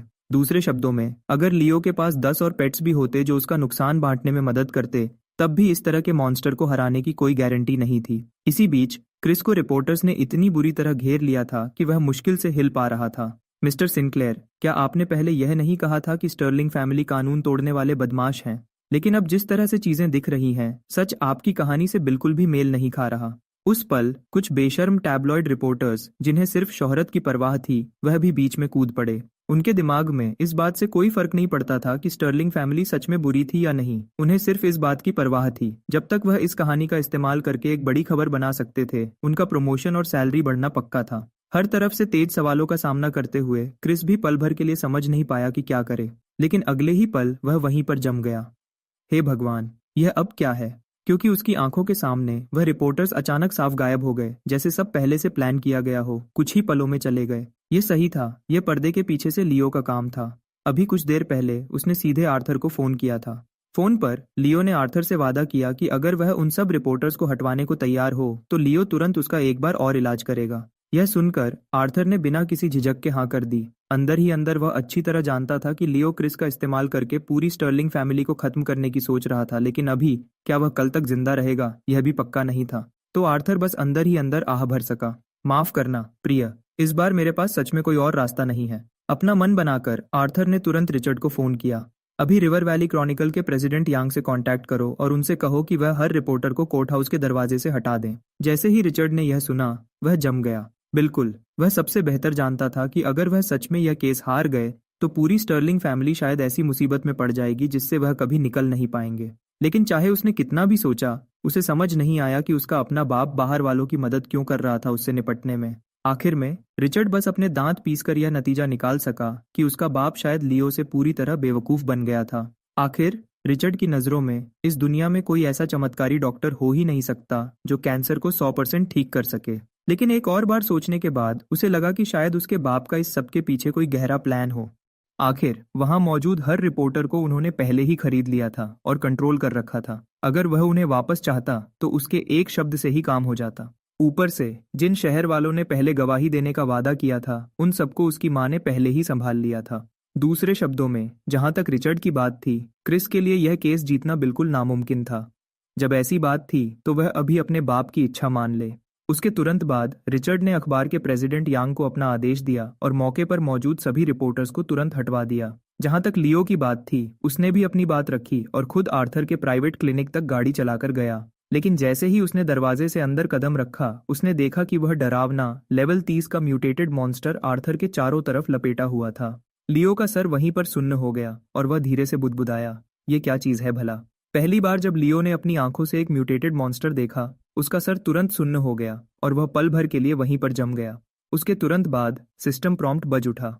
सिस्टम प्रॉम्प्ट, लेवल 30 का mutated monster liver cancer army के सेंचुरियन से बदला हुआ। एक बार लड़ाई शुरू हो जाती है तो तुम अपने आप दुश्मन के एरिया में चले जाओगे और तुम्हारी सारी शक्तियां थोड़ी कम हो जाएंगी। बड़े लेवल के म्यूटेटेड मॉन्स्टर्स से लड़ते समय कंफ्यूज्ड होने का भी मौका है। कंफ्यूज्ड हालत, दूसरे शब्दों में लियो और उसका पेट दोनों किसी भी पल गलती से अपने हमले खुद पर ही कर सकते थे। सिस्टम की इतनी लंबी जानकारी देखकर लियो भी झिझकने लगा। आखिर उसे सच में नहीं पता था कि एक म्यूटेटेड मॉन्स्टर कितना ताकतवर होता है। और सबसे जरूरी बात, क्या आर्थर जैसे किसी के लिए इतना बड़ा खतरा उठाना सही था? यह देखकर कि लियो इतनी देर तक चुप रहा, आर्थर को अपनी किस्मत का एहसास हो गया। उसकी आवाज कांप रही थी जब उसने पूछा, चमत्कारी डॉक्टर, क्या मैं सच में बच नहीं सकता? लियो एक पल के लिए चुप हो गया, फिर ईमानदारी से जवाब दिया, तुम्हारी हालत बहुत खराब हो गई है। अभी मुझे भी पूरा भरोसा नहीं है। अगर यह इलाज फेल हो जाता है तो तुम शायद बहुत दर्दनाक हालत में मरोगे।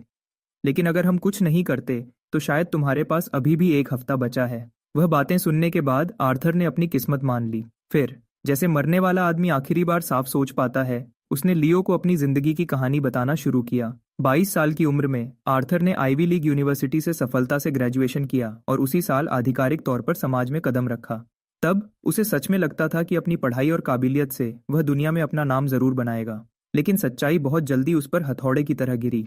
उस दिन वह फ्यूचर टेक में इंटरव्यू के लिए गया, पूरे जोश और भरोसे से भरा हुआ था। उस वक्त फ्यूचर टेक का इंडस्ट्री में बहुत बड़ा नाम था और अप्लाई करने वाले ग्रेजुएट्स इतने थे कि गिनती नहीं हो सकती थी। फिर भी आर्थर को खुद पर पूरा भरोसा था, क्योंकि वह सबसे बेहतर जानता था कि उस जैसे इंसान के लिए, जो एक मामूली छोटे से शहर से निकला था, अपनी किस्मत बदलने के मौके बहुत कम मिलते थे और यह इंटरव्यू उन सब में सबसे जरूरी था। लेकिन आर्थर ने कभी सोचा भी नहीं था कि इंटरव्यू अभी आधा ही हुआ था जब उन्होंने उसे वहीं पर नौकरी देने का फैसला कर लिया। उस वक्त आर्थर हैरानी से जम सा गया। उसने हकलाते हुए पूछा, क्या मुझे सच में नौकरी मिल गई? इंटरव्यू लेने वाले ने मुस्कुराकर उसे तसल्ली दी, ज्यादा खुश मत हो नौजवान, ये सच है। बस याद रखना, कल सुबह एच शार्प में काम पर रिपोर्ट करना है। मैंने कर दिखाया, मैं सच में कामयाब हो गया। उस पल आर्थर खुशी से पागल सा हो गया था। लेकिन स्कूल से निकले नौजवान आर्थर को यह नहीं पता था कि आगे उसके लिए मौका नहीं, बल्कि एक न खत्म होने वाला नरक इंतजार कर रहा था। अगली सुबह जल्दी आर्थर ठीक समय पर कंपनी पहुंच गया। लेकिन उसे जल्दी ही कुछ अजीब लगा। जिस डिपार्टमेंट में उसे भेजा गया था, वहां एक भी इंसान नहीं था। हैरान होकर उसने फिर से घड़ी देखी, कोई गलती नहीं थी। काम का दिन था और इंटरव्यू लेने वाले ने उसे आ जाने को साफ साफ कहा था। लेकिन वह कुछ समझ पाता उससे पहले ही पूरी तरह से हथियारबंद पुलिस वाले अचानक बाहर निकले और उसे चारों तरफ से घेर लिया। एक कॉलेज ग्रेजुएट जो अभी अभी समाज में आया था, उसने ऐसी चीज पहले कैसे देखी होगी? वह वहीं पर डर से कांप रहा था। आर्थर का दिमाग अब पूरी तरह से खाली हो गया। उसके दिमाग में बस एक ही बात थी, ये सब क्या हो रहा है? नीचे बैठ जाओ, हाथ सर पर रखो, हिलो मत। और बस ऐसे ही आर्थर को कंपनी के राज चुराने के इल्जाम में पूरे 3 साल की जेल की सजा सुना दी गई। बहुत बाद में उसे सच्चाई पता चली। एक बड़े अफसर ने कंपनी का खास कोड एक दूसरी कंपनी को बहुत ज्यादा पैसे के बदले बेच दिया था, लेकिन बॉस को सब कुछ पता होने के बावजूद वह असली गुनहगार का कुछ नहीं कर पाया, क्योंकि वह आदमी बॉस का साला था। सालों तक उस रिश्ते का फायदा उठाकर उसने कंपनी के अंदर अपनी मनमानी की और अपने साथियों को हमेशा तंग किया। उसने अपनी पोजीशन का फायदा उठाकर अपने नीचे काम करने वालों से खुलेआम और छुपकर भी फायदे निकाले, जबकि बॉस ने इन सब पर आंखें बंद कर रखी थी। लेकिन अब जब खास कोड की चोरी इतनी बढ़ गई थी कि बॉस उसे अकेले चुपचाप दबा नहीं सकता था, एक भी गलत कदम उसे भी जेल में डाल सकता था। तो अपने गुस्से में उसके दिमाग में सबसे पहले ये नहीं आया कि कौन जिम्मेदार है, बल्कि ये आया कि अपने प्यारे साले को इस मुश्किल से कैसे निकाले। खुशकिस्मती से चोरी हुए कोड की खबर उस वक्त तक कंपनी में पूरी तरह से नहीं फैली थी, इसलिए उसे जल्दी ही समझ आया कि वह अगले दिन के इंटरव्यू स्केड्यूल का इस्तेमाल करके एक जाल बिछा सकता है। और बस ऐसे ही आर्थर उन सब में सबसे बदनसीब बलि का बकरा बन गया। जब तक उसकी 3 साल की जेल की सजा खत्म हुई, आर्थर पूरी तरह से समझ चुका था कि यह दुनिया कितनी बुरी है। उस पल से उसने खुद से कसम खाई कि हर वह इंसान जिसने उसे तंग किया और बर्बाद किया, एक दिन 100 गुना ज्यादा चुकाएगा। उसी दौरान उसकी मुलाकात फ्यूचर टेक की पहले की चीफ अकाउंटेंट से हुई, एक औरत जिसे बॉस के हिसाब किताब में गड़बड़ करने में मदद करने के लिए 1 साल की सजा मिली थी, और वह बाद में मिसेस स्टर्लिंग बनी। उसके बाद से वह दोनों एक दूसरे के और करीब आते गए, जब तक वह पूरी तरह से एक नहीं हो गए। दोनों के पास बेहतरीन प्रोफेशनल काबिलियत थी, इसलिए उन्होंने जल्दी ही इंडस्ट्री में अपना नाम बनाया और सफल होने लगे। उसके बाद उन्होंने धीरे धीरे अपनी स्कीम बनाई और आखिर में फ्यूचर टेक को खरीदने में कामयाब हो गए। जहां तक उस पुराने बॉस की बात है जिसने आर्थर को नरक में धकेल दिया था, उसने आखिर में वही कीमत चुकाई जो उसे मिलनी चाहिए थी। अगली सालों में उनका बिजनेस और बड़ा होता गया और उनकी पहुंच और दूर तक फैलती गई, और ताकत और पैसे के नशे में उनकी सोच पूरी तरह से खराब हो गई। यह कहावत, जो ड्रैगन को मारते हैं वह खुद ड्रैगन बन जाते हैं, उनमें सबसे बुरे तरीके से सच हुई। बाद में एक हादसे की वजह से आर्थर ने इतना बड़ा जुर्म किया कि उसे हमेशा के लिए सजा मिलनी चाहिए थी। यह सिर्फ इसलिए था क्योंकि मिसेस स्टर्लिंग ने पहले से इंतजाम कर रखे थे कि वह मुश्किल से एक और जेल की सजा से बच गया। उसके बाद अपनी ताकत को फिर से बनाने और दोबारा उठने के लिए वह दोनों बस आर्थर के गांव ओक क्रीक वापस चले गए। आर्थर के बिजनेस दिमाग और मिसेस स्टर्लिंग के बेरहम तरीकों पर भरोसा करते हुए इस जोड़े को ओक क्रीक के पूरे स्थानीय दबंग बनने में सिर्फ कुछ साल लगे। जब तक वह कहानी में यहाँ तक पहुंचा, आर्थर इतना रो रहा था कि मुश्किल से सांस ले पा रहा था। यह सब मेरी सजा है, मैंने अपने गांव के लोगों को निराश किया। लियो बस एक तरफ खड़ा चुपचाप सब देख रहा था, कुछ देर के लिए कुछ नहीं बोला। उसने कभी सोचा भी नहीं था कि आर्थर के अंदर ऐसा अतीत छुपा होगा, लेकिन आखिर में जिन लोगों ने सच में तकलीफ उठाई थी वह अब भी ओक क्रीक के मासूम लोग थे। उस पल आर्थर ने आखिर में कुछ सोच लिया था। उसने लियो की तरफ देखा और धीरे से कहा, लियो, मैंने स्टर्लिंग फैमिली को अपने हाथों से बनाया है, तो आखिर में इसे गिराने वाला भी मैं ही होना चाहिए। मैं तुम्हें स्टर्लिंग फैमिली के सालों से जमा किए हुए हर आपराधिक सबूत दे सकता हूँ, और मैं खुद कोर्ट में गवाही भी दे सकता हूँ, लेकिन मैं चाहता हूँ कि तुम मेरी एक शर्त मानो। यह सुनकर लियो एक पल के लिए हैरान रह गया। उसने साफ तौर पर आर्थर से यह उम्मीद नहीं की थी कि वह इंसाफ के लिए अपने ही परिवार को कुर्बान करने का ऐसा फैसला दिखाएगा। थोड़ी देर की खामोशी के बाद लियो ने कहा, बोलो, जब तक यह कानून के दायरे में रहेगा मैं मदद कर सकता हूँ। आर्थर ने दांत पीसकर धीमी आवाज में कहा, रिचर्ड ने सालों में बहुत गलतियां की हैं, लेकिन हर बार उसकी माँ ने उसके लिए गड़बड़ साफ की है। इसका मतलब है कि सबूतों की भी कोई कमी नहीं होगी। फिर भी उसे शायद सच में कोई बड़ी सजा न मिले, इसलिए मैं चाहता हूं कि तुम उस पर नजर रखो और कम से कम स्टर्लिंग फैमिली की इस आखिरी नस्ल को बचाए रखो। यह सुनकर लियो को कुछ हद तक मजबूरी महसूस हुई, लेकिन बड़े मकसद के लिए उसने आखिर में हाँ में सर हिलाया। मैं इस पर सहमत हूँ, लेकिन अगर वह खुद अपनी कब्र खोदेगा तो मैं कुछ नहीं कर सकता। उसके बाद लियो खुद आर्थर को कोर्ट तक छोड़ने गया। कोर्ट के बाहर जैसे ही मिसेस स्टर्लिंग ने आर्थर को देखा, उसके चेहरे पर खुशी छलक उठी। उसने सच में सोचा था कि यह बूढ़ा आदमी, जो आमतौर पर कहीं नहीं मिलता था, आखिर में मुश्किल वक्त में उन्हें बचाने आया है। लेकिन जब सुनवाई सच में शुरू हुई, तब उसे आखिर में समझ आया कि आर्थर उन्हें बचाने आया ही नहीं था। उसके बाद जो हुआ उसमें कोई सस्पेंस नहीं था। जबरदस्त पक्के सबूतों के साथ और आर्थर के खुद उनके खिलाफ गवाही देने से पूरी स्टर्लिंग फैमिली एक ही झटके में खत्म हो गई, और आखिर में वह काला बादल जो ओक क्रीक पर इतने सालों से छाया हुआ था पूरी तरह से हट गया, जिससे शहर को वह शांति वापस मिल गई जो उसने बहुत पहले खो दी थी। जहां तक लियो की बात है, उसने विक्टोरिया के साथ कुछ शांति भरे दिन बिताए और उसके साथ खुलकर प्यार किया। उसी दौरान लियो ने मॉन्स्टर्स को मारना और लेवल बढ़ाना बंद नहीं किया, और उसके लेवल्स धीरे धीरे बढ़कर 40 तक पहुंच गए। उसी समय एक मॉन्स्टर को मारते हुए उसे अचानक एंशिएंट वॉइड से जुड़ी कुछ जानकारी मिली। एंशिएंट वॉइड को पुराने देवताओं द्वारा अपनी तपस्या के दौरान छोड़ दी गई एक रहस्यमयी खंडहर कहा जाता था।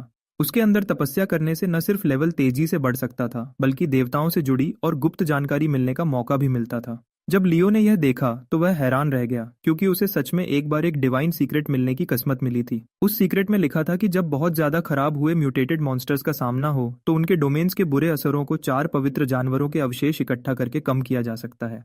लेकिन मसला यह था कि 4 पवित्र जानवर थे क्या, और उनके अवशेष उसे कहाँ मिलेंगे। लियो बहुत अच्छे से जानता था कि अगर उस वक्त आर्थर पर लेवल 30 का म्यूटेटेड लिवर कैंसर मॉन्स्टर के पास डोमेन नहीं होता तो उसे सीधे मारने का पूरा भरोसा होता। यह सोचकर वह बस अंदर ही अंदर आह भर सकता था और इसे किस्मत मान सकता था।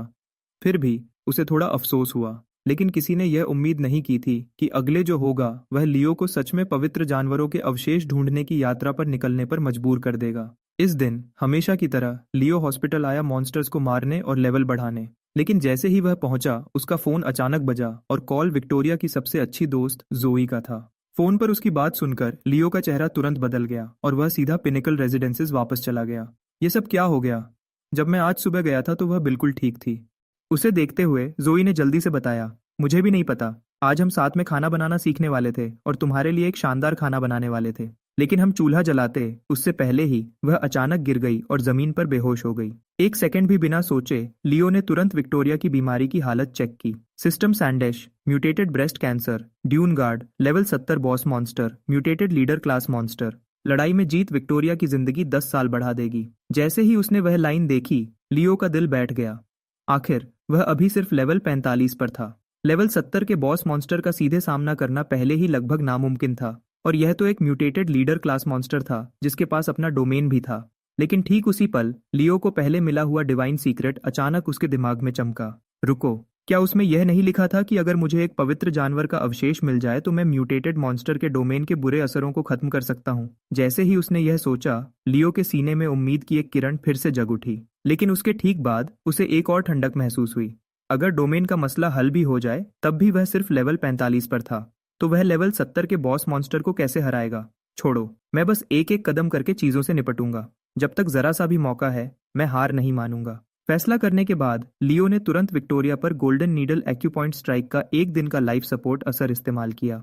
उस एक दिन के एक्स्ट्रा लाइफ सपोर्ट के असर से विक्टोरिया ने धीरे धीरे अपनी आंखें फिर से खोली। उसके ठीक बाद लियो फार्मेसी भागा और खुद ब्लड और केसूप का एक और बैच तैयार किया। जैसे ही विक्टोरिया ने उसे पिया उसकी हालत फिर से साफ तौर पर बेहतर हो गई। जोई जो उसने देखा उससे पूरी तरह से हैरान थी और बिना सोचे बोल पड़ी, वाह लियो, तुम सच में कमाल हो। तुमने उसे इतनी जल्दी फिर से होश में ला दिया। लेकिन सिर्फ लियो खुद जानता था कि यह सिर्फ एक टेम्पररी रोक लगाना था। यह कहीं से भी कोई असली लंबे समय का हल नहीं था। उसके बाद लियो ने जोई को अकेले लिविंग रूम में बुलाया और उससे गंभीरता से बात की।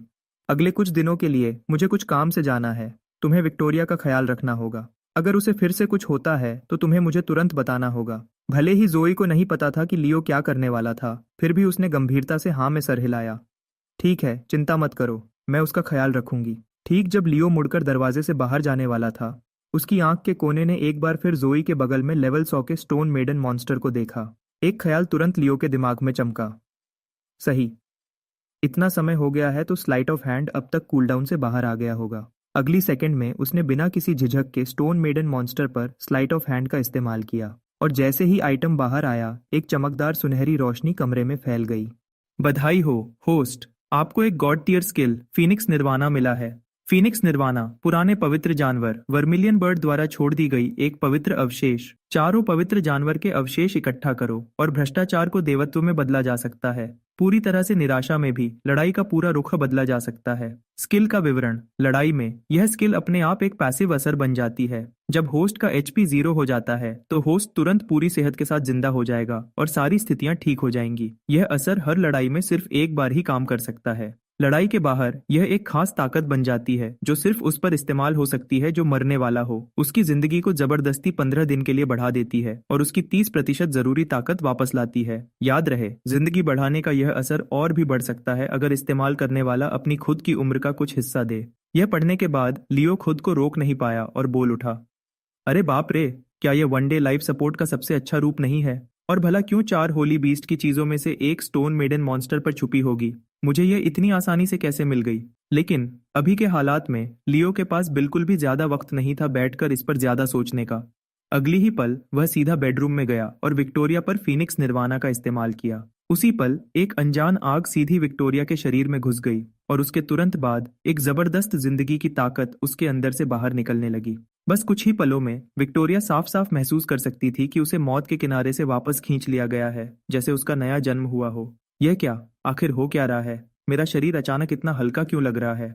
लियो ने विक्टोरिया की तरफ देखा, लेकिन उसने ज्यादा कुछ नहीं बताया। उसने बस धीरे से कहा, बेबी, मुझे कुछ देर के लिए जाना पड़ सकता है। इस दौरान तुम्हें अपना ख्याल रखना होगा।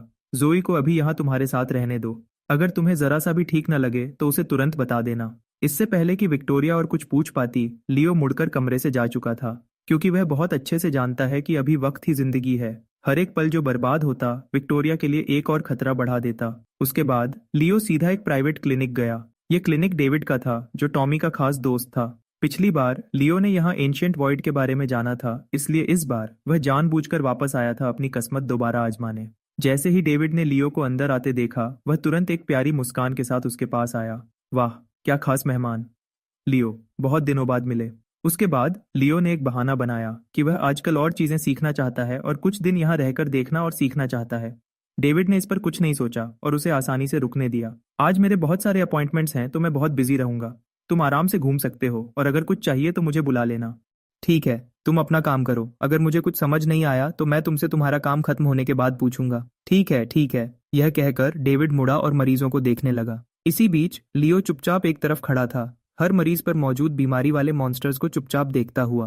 पहले तो उसने सोचा था कि किस्मत उसका साथ देगी, लेकिन उसे हैरानी हुई कि पूरे 5 दिन मेहनत करने के बाद भी उसे एक भी खास बीमारी वाला मॉन्स्टर नहीं मिला था। छठे दिन तक लियो आखिरकार बेचैन होने लगा था और उसने अपनी किस्मत कहीं और आजमाने का फैसला किया। डेविड को अलविदा कहने के बाद वह मुड़ा और क्लिनिक से निकलने की तैयारी करने लगा। लेकिन उसी पल भीड़ के बीच एक चमकती हुई रोशनी अचानक लियो की आंखों में आ गई। जब उसने उस पर ध्यान दिया तो सिस्टम का मैसेज तुरंत दिखा। सिस्टम का मैसेज, लकी मॉन्स्टर, खास बीमारी वाला मॉन्स्टर, लेवल पता नहीं। याद रहे, लकी मॉन्स्टर से लड़ने पर एक बहुत बड़ा इनाम मिलने का मौका है। जैसा सोचा था, जैसे ही लियो लड़ाई में उतरा, उसने लकी मॉन्स्टर को आसानी से हरा दिया। बधाई हो, आपको 3.8 मिलियन एक्सपीरियंस पॉइंट्स मिले हैं। लेवल 51 हो गया है। बधाई हो, आपको formation type skill elemental matrix मिली है। लड़ाई में अपने आप शुरू हो जाती है। सभी साथ वाले यूनिट्स आने वाले नुकसान को आपस में बांट लेते हैं। सभी साथ वाले यूनिट्स के ब्लड और ची ठीक होने के असर को 100% बढ़ा देती है। बधाई हो, आपको god tier item secret realm fragment 2 मिला है। 10 सीक्रेट रियल्म फ्रैगमेंट्स जमा करो ताकि मशहूर सीक्रेट रियल्म एंशियंट वॉइड को खोला जा सके। अगर एक फ्रैगमेंट को अकेले इस्तेमाल किया जाए तो उसे कामयाबी से खोलने का 0.1% मौका भी है। यह सब पढ़ने के बाद लियो ने वहीं पर एक लंबी ठंडी सांस ली। अरे बाप रे, ये लकी मॉन्स्टर तो सच में पागल है। लेकिन उसके तुरंत बाद वह अपना माथा सिकोड़ने लगा, क्योंकि एक सीक्रेट रियल्म फ्रैगमेंट को अकेले इस्तेमाल करने की कामयाबी की दर इतनी कम थी कि वह न के बराबर थी।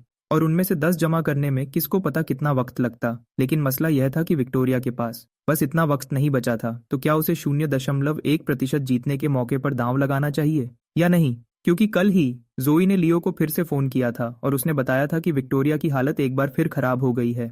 अगर फीनिक्स निर्वाणा उसकी जिंदगी को जबरदस्ती न बढ़ाता तो विक्टोरिया शायद अब तक मर चुकी होती। यह सोचकर लियो ने आखिरकार हिचकिचाना बंद कर दिया। अपने दांत पीसते हुए उसने सीधा एक सीक्रेट रियल्म फ्रैगमेंट का इस्तेमाल किया। आखिर अगर वह सच में तब तक इंतजार करता जब तक उसने सभी 10 फ्रैगमेंट्स जमा नहीं कर लिए होते, तो विक्टोरिया तब तक जिंदा कैसे रह पाती। मौत का इंतजार करते हुए बैठने के बजाय वह सब कुछ दांव पर लगा दे। शायद, बस शायद, अभी भी एक आखिरी उम्मीद बची हो। अगली ही पल लियो की आंखों के सामने का नजारा पूरी तरह बदल गया। उसके हाथ में मौजूद फ्रैगमेंट धीरे से हवा में ऊपर उठने लगा। उसी वक्त उसमें से एक अजीब और रहस्यमयी रोशनी निकलने लगी। लेकिन अगले ही पल लियो वहीं पर जम गया। एक जोर की आवाज के साथ फ्रैगमेंट अचानक धूल में बदल गया और उसकी आंखों के सामने गायब हो गया। यह देखकर लियो का दिल तुरंत बैठ गया। लेकिन जब उसने अपना सर नीचे किया और अपने हाथ में बचे आखिरी फ्रैगमेंट को देखा, तो जैसे उसने अचानक कोई बहुत बड़ा फैसला कर लिया हो। क्योंकि पहले जब वह मॉन्स्टर्स को मार रहा था, उसे एक बार एक बहुत अजीब चीज मिली थी, बैनर ऑफ डेस्टिनी। एक बार एक्टिवेट होने पर यह चीज किसी भी काम के कामयाबी की दर को 1% और बढ़ा सकती थी। इसका असर सभी मौजूदा नियम से ऊपर था, भले ही इसे हर काम के लिए सिर्फ एक बार इस्तेमाल किया जा सकता था। जब लियो को यह पहली बार मिला था, उसने सोचा था कि सिर्फ 1% मौका तो बेकार ही है। उसकी नजर में यह सिर्फ एक बेकार चीज थी जो हमेशा के लिए उसके बैकपैक में धूल खाती रहेगी। तो उसे स्टोरेज में रखने के बाद उसने फिर कभी उस पर ध्यान नहीं दिया था। लेकिन अब सीक्रेट रेल्म फ्रैगमेंट के कम 0.1% कामयाबी की दर के सामने वह एक्स्ट्रा 1% तो लगभग एक बहुत अच्छी डिवाइन चीज थी। बिना जरा भी हिचकिचाए लियो ने तुरंत आखिरी फ्रैगमेंट पर बैनर ऑफ डेस्टिनी का इस्तेमाल किया, लेकिन अगले ही पल जो उसके सामने हुआ उसने उसे एक बार फिर हैरान कर दिया। उसी पल बैनर ऑफ डेस्टिनी का असर शुरू हुआ। फ्रैगमेंट अचानक एक बहुत अजीब तरीके से घूमने लगा। उसके तुरंत बाद लियो को लगा कि उसकी होश बहुत तेजी से धुंधली होने लगी है। अनजान और उलझे हुए यादों के टुकड़े एक बाढ़ की तरह उसके दिमाग में घुस गए। लियो को पता नहीं था कि वह अजीब हालत कितनी देर तक चली। जब तक उसे थोड़ा सा होश वापस आया वह बस इतना ही बोल पाया, अरे बाप रे, मेरा सर बहुत दर्द कर रहा है। ये सब क्या हो रहा है? उन तस्वीरों में वो आदमी कौन है? मेरे दिमाग में अचानक उसकी यादें क्यों आ गई हैं? जब लियो ने दोबारा अपनी आंखें खोलीं तो उसके सामने फूलों का एक लंबा समुंदर था। उसने बहुत कोशिश की कि उसे याद आए कि यहाँ आने से पहले क्या हुआ था, लेकिन चाहे उसने कितनी भी जोर लगाया उसका दिमाग पूरी तरह खाली था। धित्त, मेरा सर इतना दर्द क्यों कर रहा है? क्या यह सच में देवताओं का छोड़ा हुआ मशहूर सीक्रेट रेल्म है? लेकिन मैं यहाँ पहुंचा कैसे? अपने सामने उड़ती तितलियों को देखते हुए लियो खुद को उन्हें छूने से रोक नहीं पाया, लेकिन वह तितलियां उसके शरीर से ऐसे गुजर गईं जैसे वह सिर्फ एक धोखा हो। जब लियो उलझन में डूबा हुआ था तभी उसके पीछे से एक बूढ़ी आवाज आई, नौजवान, डरो मत। लियो घूम गया और उसने देखा कि एक बूढ़ा आदमी जिसके पूरे बाल सफेद थे पास ही खड़ा था। यह मशहूर सीक्रेट रेल्म है, बताओ तुम यहाँ क्या पाना चाहते हो? थोड़ी देर की खामोशी के बाद लियो ने आखिरकार बूढ़े आदमी की तरफ देखा और बोला, मैं जितनी जल्दी हो सके उतनी ताकत हासिल करना चाहता हूँ, तभी मैं उस इंसान को बचा पाऊंगा जिसे मैं सबसे ज्यादा प्यार करता हूँ। लेकिन यह सुनने के बाद बूढ़े आदमी ने बस एक हल्की सी सांस छोड़ी। जो राज तुम्हारे पास हैं वह तुम्हारी सोच से कहीं ज्यादा बड़े हैं। क्या तुम सच में नहीं जानना चाहते कि तुम दूसरे लोगों पर बीमारी और मॉन्स्टर्स को क्यों देख सकते हो? क्या तुम सच में नहीं जानना चाहते कि अभी जो यादों का टुकड़ा गायब हुआ वह कहाँ से आया था और वह असल में किसका था? जैसे ही उसने वह बातें सुनी लियो पूरी तरह से जम गया। तुम्हारा मतलब है यह सब सिर्फ इसलिए नहीं है क्योंकि मैं एक ट्रांसमाइग्रेटर हूँ? और वह यादें जिनका तुमने अभी जिक्र किया वह आखिर क्या हैं? मुझे सच में लगा था कि अभी कुछ देर पहले मैंने कुछ बहुत जरूरी खो दिया है। सीधा बूढ़े आदमी को देखते हुए लियो ने धीमी आवाज में पूछा, तुम आखिर कौन हो और मेरे बारे में इतना सब कुछ क्यों जानते हो? यह सुनकर बूढ़े आदमी ने एक बार फिर सांस छोड़ी। लगता है तुम्हें सच में कुछ भी याद नहीं है। बहुत अच्छे, मैं तुम्हें बेहद ताकत दे सकता हूँ, लेकिन उससे पहले मुझे पहले यह देखना होगा कि क्या तुम सच में इसे संभाल सकते हो। इसलिए तुम्हें पहले वह 3 इम्तिहान पास करने होंगे जो मैंने तुम्हारे लिए तैयार किए हैं। उसके तुरंत बाद 3 हवा में तैरते हुए कार्ड्स धीरे से लियो के सामने दिखे। बूढ़े आदमी की बातों को सुनकर लियो को अभी भी थोड़ा शक था, लेकिन अब यह साफ था कि उसके पास अब कोई और रास्ता नहीं था। अगले ही पल उसका दिमाग चला और बीच वाला कार्ड तुरंत रोशनी की एक लकीर में बदलकर गायब हो गया। और उसी पल बूढ़े आदमी ने अचानक शांत आवाज में कहा, ओ हाँ, मैं तुम्हें बताना भूल गया था, इम्तिहान के अंदर तुम्हारी हर मौजूदा ताकत पूरी तरह बंद कर दी जाएगी। All the best. जैसे ही बूढ़े आदमी की बातें खत्म हुई लियो की आंखों के सामने का नजारा एक बार फिर तेजी से बदलने लगा। ये कौन सी जगह है? ये तो बस एक छोटा सा कमरा है, यहाँ भला कैसा इम्तिहान हो सकता है? लेकिन इससे पहले कि लियो पूरी तरह खुद को संभाल पाता, एक आदमी जिसने सुअर का मास्क पहना था वह पहले ही धीरे धीरे उसकी तरफ चलने लगा था। नमस्ते चुनौती देने वाले, मेरे इम्तिहान में तुम्हारा स्वागत है। जैसा कि तुम देख सकते हो यह कमरा बस इतना ही बड़ा है, इसके अंदर बिल्कुल भी कोई छुपी जगह नहीं है। उसके तुरंत बाद मास्क वाले आदमी ने हल्के से अपनी उंगलियां चटकाईं और एक पल में वह और लियो दोनों दरवाजे के बाहर टेलीपोर्ट हो गए। अभी कुछ देर में मैं इस जादुई ऑर्बी को कमरे के अंदर कहीं रखूंगा। अगर तुम इसे 15 मिनट के अंदर ढूंढ लेते हो तो तुम पास हो जाओगे। धोखाधड़ी रोकने के लिए मैं पूरे वक्त तुम्हारे पास रहूंगा और तुम्हारी हर हरकत पर नजर रखूंगा। क्या तुम तैयार हो? यह सुनकर लियो को तुरंत अपने पेट में एक अजीब सा एहसास हुआ। इसमें कुछ अजीब लग रहा था, लेकिन वह अभी तक समझ नहीं पा रहा था कि क्या। थोड़ी देर सोचने के बाद उसके दिमाग में एक बड़ा शक जल्दी से आया, क्या यह इम्तिहान सच में इतना आसान हो सकता है? फिर भी लियो ने होशियार रहना बेहतर समझा और धीमी आवाज में जवाब दिया। जैसे ही वह बोला, बोर मास्क कमरे में तेजी से आया और मैजिक ऑर्ब अंदर रख दिया। ठीक है, अंदर आ जाओ। आदमी के हाथ हिलाते ही लियो भी तुरंत कमरे में टेलीपोर्ट हो गया, एक अनदेखी ताकत से। काउंटडाउन शुरू हो गया। पहले लियो का ध्यान पूरा पास की अलमारियों पर था जो चीजों से भरी हुई थी, लेकिन जैसे जैसे सेकंड बीते उसने हर दिखने वाले कोने को देखा और फिर भी मैजिक ऑर्ब का जरा सा भी निशान नहीं मिला। उसी पल लियो को अचानक अपनी पहले की गई एक बड़ी सोच याद आई। उसने सीधे कहा, अब मैं समझ गया, मैजिक ऑर्ब कमरे में है ही नहीं, वह तुम्हारे पास है। यह सुनकर वह आदमी एक पल के लिए हैरानी से रुक गया, लेकिन जल्दी ही संभल गया। जैसा सोचा था, लेजेंड के चुने हुए की तरह। इस लेवल का टेस्ट तो जैसे तुम्हारे लिए एक खेल है। बधाई हो, तुमने मेरा टेस्ट पास कर लिया है। जब वह बोल रहा था तब बोर मास्क ने हाथ उठाया और एक छोटा सा स्पिरिट बुलाया जो धीरे धीरे लियो की तरफ तैरने लगा। यह विस्पर स्प्राइट है। यह आगे के टेस्ट्स में तुम्हारी मदद करेगा। जैसे ही उसने यह कहा, वह आदमी लियो के सामने से गायब हो गया। अपने पास तैरते हुए छोटे स्पिरिट को देखते हुए लियो अभी भी हैरान था और मन ही मन सोच रहा था, उसका चुने हुए से क्या मतलब था। ऐसा क्यों लगता है कि हर वह आदमी जिससे मैं मिलता हूँ वह मुझे जानता है, जबकि मैं अकेला ही अंधेरे में हूँ। इससे पहले कि लियो और कुछ सोच पाता, वह तुरंत फिर से सीक्रेट रेल्म में टेलीपोर्ट हो गया। बूढ़े आदमी ने उसे देखा और शांति से कहा, मुझे उम्मीद नहीं थी कि तुम पहले टेस्ट इतनी जल्दी पास कर लोगे।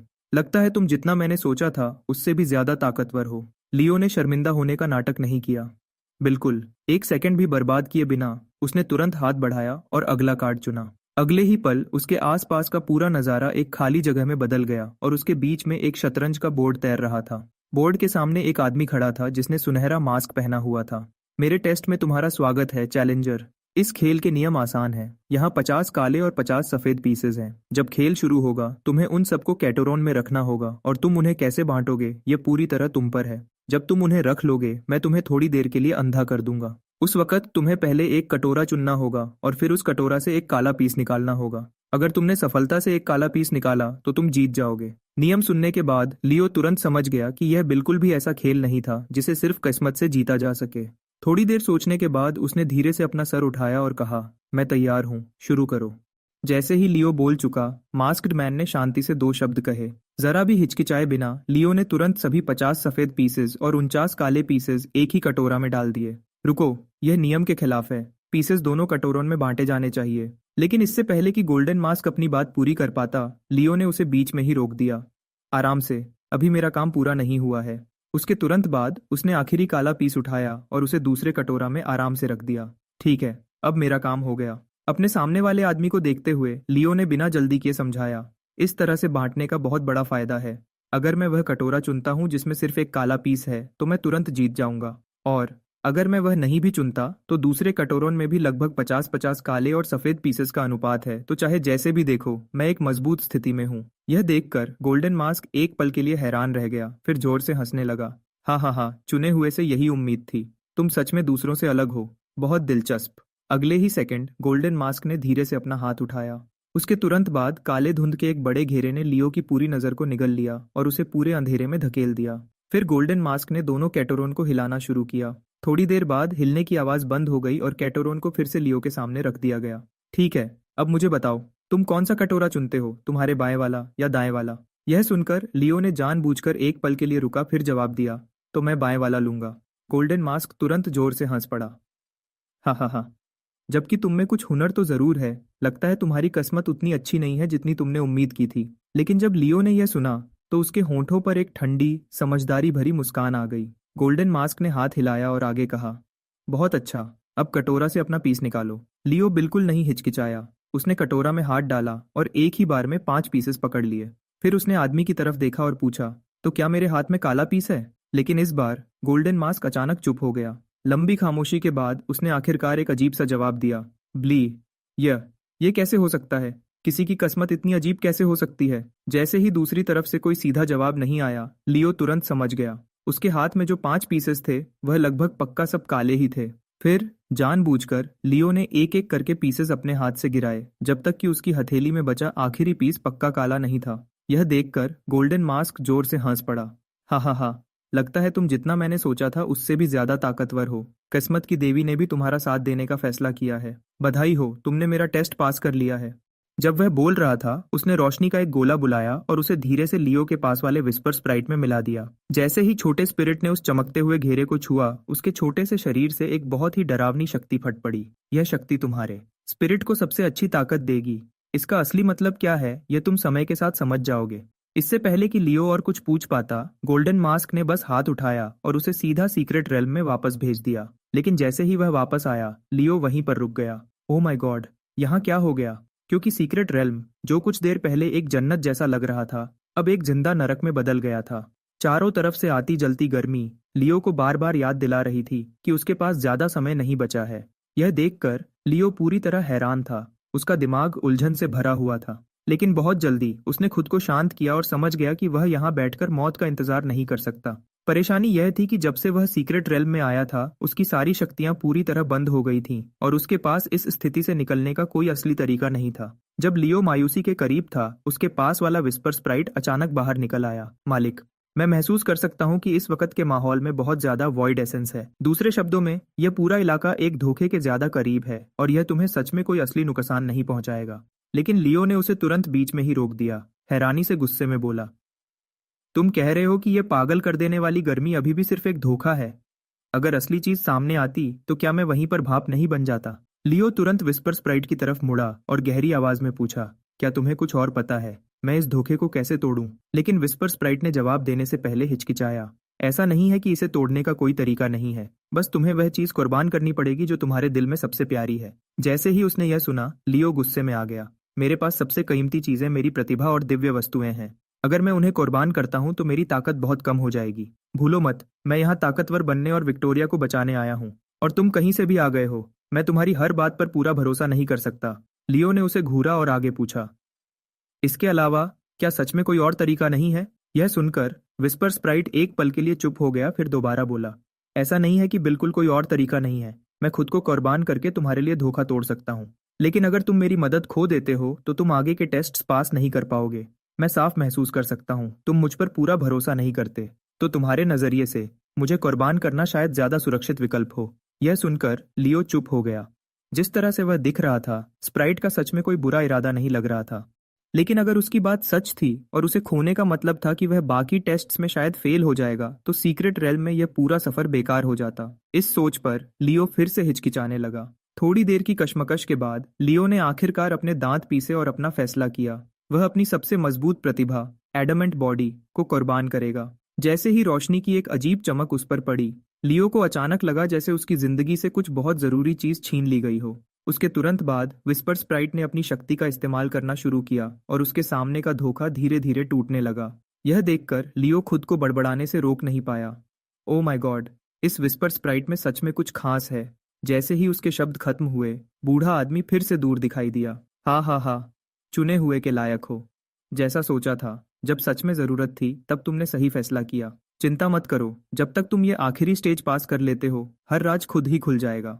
यह सुनकर लियो का सब्र खत्म हो चुका था और उसने सीधे उसे कहा, ठीक है, तो अब इसे लंबा मत खींचो और शुरू करते हैं। आखिर यहाँ बर्बाद किया गया हर एक एक्स्ट्रा सेकंड विक्टोरिया के लिए एक और खतरे का मतलब था। लेकिन बूढ़ा आदमी शांत रहा। जल्दी करने की जरूरत नहीं है नौजवान, यहाँ समय बाहर की दुनिया के हिसाब से रुका हुआ है। तुम यहाँ कितनी भी देर रहो, बाहर सब कुछ वैसा ही रहेगा जैसा तुम्हारे अंदर आने के वक्त था। यह सुनने के बाद ही लियो ने थोड़ी राहत की सांस ली। फिर उसने तेवरी चढ़ाई और पूछा, तो ये आखिरी टेस्ट क्या है? बूढ़े आदमी ने उसे देखा और धीरे से जवाब दिया, ये आखिरी टेस्ट खास तुम्हारे लिए तैयार किया गया था और मैं खुद इस स्टेज का रखवाला हूँ। जब वह बोल रहा था, उसने हाथ हिलाया और लियो के सामने हवा में से एक टेबल आ गया। नियम आसान है, तुम्हारे और मेरे पास एक एक रेस कार होगी। यहाँ कुल 8 पार्ट्स कार्ड्स हैं। लेकिन लियो की हैरानी के लिए बूढ़े आदमी की सबसे पहली पसंद सीट थी। जैसे ही लियो ने यह देखा, उसकी नजर तेज हो गई और वह बूढ़े आदमी के असली इरादे को ध्यान से समझने लगा। यह बूढ़ा आदमी बिल्कुल भी आम इंसान नहीं था। अगर वह उतना ही चालाक था जितना वह दिख रहा था, तो यह टेस्ट सिर्फ एक साधारण रेसिंग गेम नहीं हो सकता था। अगर यह सच था, तो यह बात कि वह ऐसे पार्ट्स चुनता रहा जो स्पीड से लगभग बेताल्लुक थे, इसका मतलब था कि इसके पीछे कुछ गहरा राज छुपा हुआ था। और उसी पल लियो के दिमाग में अचानक एक हिम्मत भरी सोच आई, क्योंकि आखिरी नियम में एक बात बहुत साफ कही गई थी, जो भी फिनिश लाइन तक जिंदा पहुंचा उसे पहनना होगा। और वह 2 शब्द, जिंदा, ऐसे ही नहीं लिखे थे।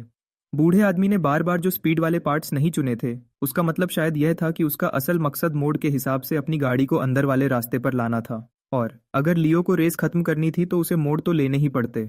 जिस पल वह ऐसा करता, बूढ़ा आदमी उस मौके का फायदा उठाता। वह तब जोर से स्पीड बढ़ाता, सीधा लियो की गाड़ी से टकराता और उसे पूरी तरह रेस से बाहर कर देता। अगर सच में यही प्लान था, तो यह जिसे रेस कहा जा रहा था, वह कहीं ज्यादा डरावनी थी जितना लियो ने पहले सोचा था। यह देखकर कि लियो अभी भी कुछ नहीं चुन रहा था, बूढ़ा आदमी आखिर में उसे पूछने के लिए बोला, क्या बात है नौजवान? एक ही ब्रेक का हिस्सा पहले ही तुम्हारे पास है। सबसे बड़ा फायदा अब साफ साफ तुम्हारे हाथ में है, तो अब किस बात की हिचकिचाहट है? लेकिन यह सुनने के बाद लियो को और ज्यादा यकीन हो गया कि उसका शक सही था।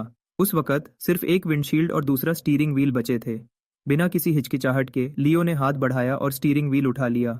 फिर उसने अपनी नजरें बूढ़े आदमी की तरफ उठाई और धीरे से बोला, हर वह पार्ट जो आपने चुना, उसका स्पीड से कोई लेना देना नहीं है। और अब सबसे जरूरी स्टीयरिंग व्हील भी मेरे हाथ में है। मैं सच में जानना चाहता हूँ, ऐसे हालातों में आप मुझे कैसे हराने का प्लान बना रहे हैं। यह सुनकर बूढ़े आदमी के चेहरे से वह छुपाव साफ हट गया और वह बस एक अजीब से भरोसे के साथ मुस्कुराया। नौजवान, ऐसा शायद न हो। लेकिन जिस पल लियो ने देखा कि बूढ़ा आदमी कितना जीत का यकीन रखता था, उसे उलटा अंदर से पूरा सुकून मिल गया। जब दोनों ने अपने पार्ट्स चुन लिए तो हर एक ने अपनी रेस गाड़ी को बदलना शुरू कर दिया, और जैसा लियो ने शुरू से ही सोचा था, बूढ़े आदमी ने आखिर में अंदर वाला रास्ता चुना। जैसे ही काउंटडाउन 0 पर आया, उन दोनों के बीच की रेस शुरू हो गई। लियो बहुत साफ जानता था कि जब तक वह आमतौर पर गाड़ी चलाता रहा और अपनी असल सोच को ज्यादा जल्दी नहीं दिखाया, उसने आधी से ज्यादा लड़ाई पहले ही जीत ली थी। ज्यादा देर नहीं लगी जब दोनों गाड़ियां एक के बाद एक पहले मोड़ की तरफ तेजी से बढ़ीं। जिस पल बूढ़े आदमी को मौका मिला, उसकी आंखों में एक ठंडी चमक दिखी और उसने एक्सेलरेटर को पूरा दबा दिया। उसी पल लियो का शक पूरी तरह सही साबित हुआ। बूढ़े आदमी के पास न स्टीयरिंग व्हील था और न ब्रेक्स, तो स्पीड का यह अचानक बढ़ना ही उसकी जीत का एक ही रास्ता था। वह मोड़ और तेज रफ्तार का इस्तेमाल करना चाहता था ताकि लियो को सीधा ट्रैक से बाहर कर दे। जिस पल लियो को यह समझ आया, उसके पास बचने का कोई मौका नहीं था। वह बिल्कुल भी हिचकिचाया नहीं। उसने तुरंत ब्रेक्स दबाए और जोर से स्पीड कम की, बचने के लिए। नतीजा यह हुआ कि बूढ़े आदमी की रेस गाड़ी, जिसमें न ब्रेक्स थे और न स्टीयरिंग व्हील, बिल्कुल भी संभल नहीं पाई। वह सीधी ट्रैक से उतर गई और नीचे गहरी खाई में जा गिरी। और बस ऐसे ही लियो ने आखिर में रेस बाल बाल बचकर खत्म की। उसने लंबी सांस छोड़ी और हैरानी से बोला, बाप रे, यह तो बहुत करीब था। मैं तो अभी अपनी जान गंवा देता। जिस पल उसने बोलना खत्म किया, बूढ़ा आदमी उसके सामने वापस आ गया, लियो को एक उलझे हुए चेहरे से देखते हुए। नौजवान, मैं मानता हूँ तुम कमाल के हो। मुझे सच में उम्मीद नहीं थी कि तुमने शुरू से ही मेरे इरादों को समझ लिया था और फिर भी उसे इतनी अच्छी तरह छुपा कर रखा। लियो ने उसकी बातों पर वक्त बर्बाद करना ठीक नहीं समझा और तुरंत उससे पूछा, ठीक है, अब तुम आखिर में मुझे अपने बारे में सब कुछ बता सकते हो, है ना? और उस बेजोड़ ताकत का क्या जो तुमने मुझे पहले वादा की थी, तुम मुझे वह कब देने वाले हो?